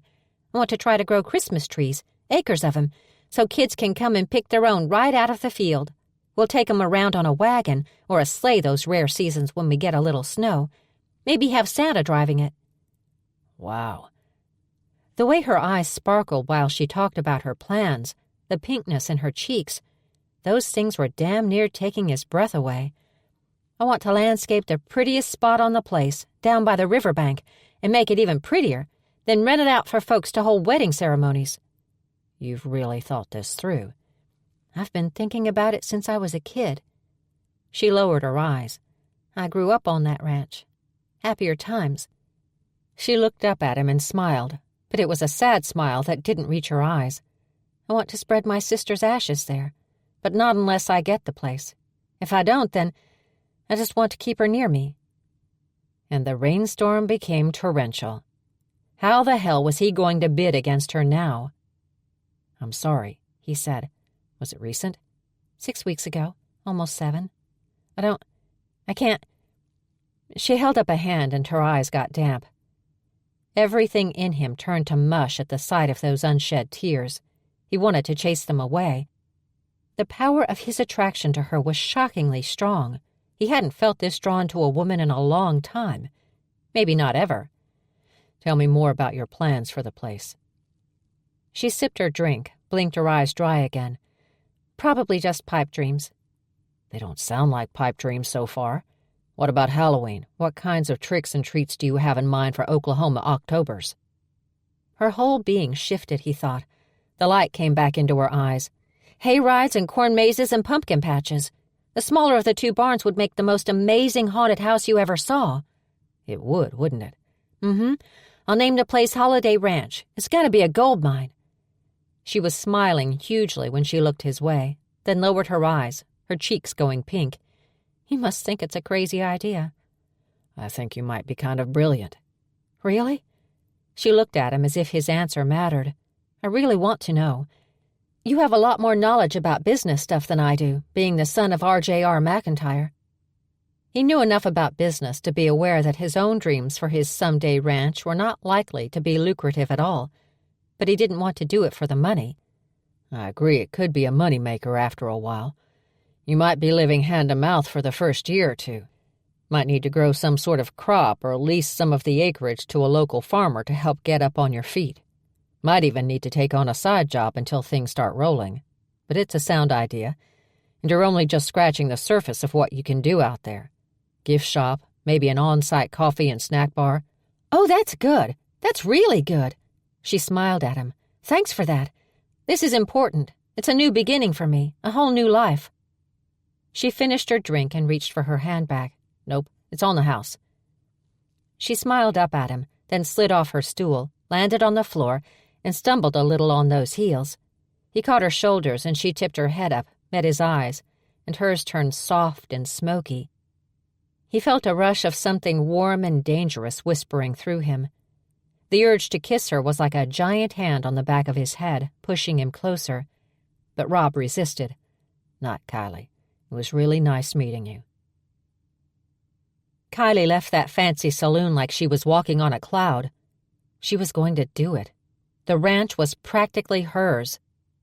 Rob McIntyre was polite and sweet and charming, and according to that bumblebee-like real estate agent Betty Lou Jennings, who loved to gossip while showing potential buyers like Kylie around properties, He was very interested in buying the old Kellogg place. He'd be at that auction tomorrow for sure. All she had to do was get there ahead of him and wait. He was more handsome than she'd expected. Yes, she'd seen him from a distance, because she'd been researching him. But up close, it was like being pulled by the force of his gravity or something. He had the sweetest face she thought she'd ever seen. Thick, full lips and a wide, broad smile that made his eyes crinkle up. Dark hair that wanted to curl and just enough scruff on his face to send her hormones into overdrive. He was so over-the-top nice to her that she'd have suspected he was running a con of his own if she didn't know he was rich. Rich folks could afford to be polite and charming for no reason, she guessed. But it would have been easier if he'd been a jerk to her, or if he looked like an ogre, or if his smile hadn't just about made her forget how to breathe. This was gonna be hard. It would work, but she almost wished it didn't have to. Kylie Kellogg was turning over a new leaf, going straight, creating a respectable life in her small hometown the way she'd always secretly dreamed of doing. Being that her father was in prison and her sister was dead, she didn't think the message could have been any clearer. She needed to change her life if she didn't want to end up like they had. But going straight required capital, and she only knew one way to make bank. She'd never been worth a damn at it, nowhere near as good as her dad and Kendra. A constant source of disappointment to them both, as a matter of fact. But if she wanted her home back, she was going to have to up her game. She had to con a billionaire cowboy into handing her $500,000. And she had to do it in a way he would never suspect had been a con at all, because she wanted to go on living in this town once the ranch was hers again. She might even consider paying him back. She got into her beaten and barely roadworthy car and then drove it home. It was all of 5 minutes if you took your time. Right out of the parking lot of the Long Branch Saloon, 2 miles down, then right onto Pine Road. The ranch her mother had inherited and her father had pissed away included both sides of Pine Road, a full 1,000 acres of it, wide, flat meadows and scrubby woodlots, generously watered by the Cimarron. Home. Her battered car's headlights lit the rutted driveway and picked out what remained of stonework pillars on either side. There used to be a gate attached, but it was long gone. Just the rusted hinges remained, their orange-brown decay staining the stones. She shut the headlights off before driving on through. It wasn't exactly legal to be squatting on the property before she'd bought it, but she couldn't afford much else. The trip from New York had cleaned out most of her cash, besides what she'd set aside for the auction. She had $500,000 in cash, stuffed into a duffel bag, crammed behind the wall in the back of a bedroom closet. She and Kendra used to hide their diaries in there. She pulled all the way up to the house and then drove around behind it, cut the engine, and got out. Then she just stood there for a minute, looking around. The sky was so much wider here than in New York, a blanket of twinkling stars, spread as far as you could even see. No moon tonight, and hardly a cloud either. When she was a little girl, she and Kendra used to sneak out on nights like this. They'd wander down to where the river meandered through the meadow and spin until they were too dizzy to stay upright. Then they'd open their arms and fall backward into the deep grass and wildflowers, giggling until it was hard to breathe. When the laughter ebbed, they'd keep lying there. That was the best part. Lying there in the silence of an Oklahoma night, listening to the bullfrogs and grasshoppers and nightbirds, and gazing up at all those stars. Sometimes a fish would jump and splash in the river, or a bullfrog would croon a baritone lullaby. It would be good to reclaim her home, to be able to live there legally. Good to turn it into what she and Kendra had talked about as kids. She felt close to her sister there, closer than she'd felt to her in years. They'd struggled so hard to stay in touch when their father had gone to prison and they'd gone into the system, moving from one foster home to another, never in the same one together. They'd made sure they never fell out of contact back then. And then they'd turned 18 and had been booted out on their own. Kendra wanted to run games, con the wealthy, and get rich quick. Kylie wanted to take classes and learn how to make an honest living, so she only grifted when she had no other choice. They'd run 1 or 2 fairly successful games together, but they just didn't see things eye to eye. Kylie felt guilty, which made Kendra feel judged. Angry fights ensued, and they drifted apart. She slid her hand into her big handbag and closed it around the black leather drawstring pouch that held Kendra's ashes. "I've got to just run this one last game to get the rest of the money for the ranch, sis. Once it's mine and no one can take it, I'll spread your ashes here, down by the big boulder on the riverbank." Guilt gnawed at her belly. It was always the same. If she ran a game and failed, which happened more often than not, she hated herself for not living up to her dad's expectations and her sister's phenomenal skills. If she ran a game and succeeded, she felt even worse. All those people who'd sent her money through GoFundYourself.com for her non-existent Chihuahua's make-believe prosthetic legs haunted her dreams at night. It had been the most successful con she'd ever played, and it was still only half enough to buy her home back, to fund her dream. And that was why she had to go straight. She had never been any good at the game anyway, and if she started to get good at it, she thought that would be even worse. She just wasn't cut out to be a criminal. One more game and she'd have enough to get her home back, and that was it, no more. Kylie nodded, affirming to herself that all of her dreams were about to come true, and then she went inside, crawling through the same window she'd been using for the past few nights. The house was empty, but had been spruced up for potential buyers. She trailed her fingertips over the fresh paint as she went upstairs to the bedroom that had been her sister's, walked into the closet and pulled away the board that covered up the hollow spot in the wall. Just inside the dark opening, her sleeping bag waited, all neatly rolled up. The smaller green duffel contained most of her worldly possessions, clothes and toiletries mainly. The bigger green duffel held the cash. She hauled everything out except the cash and dropped it all onto the bedroom floor. Her styrofoam ice chest full of food and bottled water stood in the farthest corner from the bedroom windows. There was no electricity turned on in the place, and it was summer and hotter than hell by day. But the century-old farmhouse stayed remarkably cool. Would stay cooler still once she put some curtains in the windows. She unrolled her sleeping bag, gave it a shake, in case of visitors, then stripped off her clothes and crawled inside, tired and lonesome, but closer than ever before to her dreams coming true. She just wanted to snuggle down, close her eyes, and imagine how it was going to be. So she did. This has been Oklahoma Christmas Blues, Book 1 of the McIntyre Men series, written by Maggie Shayne, narrated by Tracy Odom. Copyright 2016 by Margaret S. Lewis. Production copyright 2017 by Margaret S. Lewis.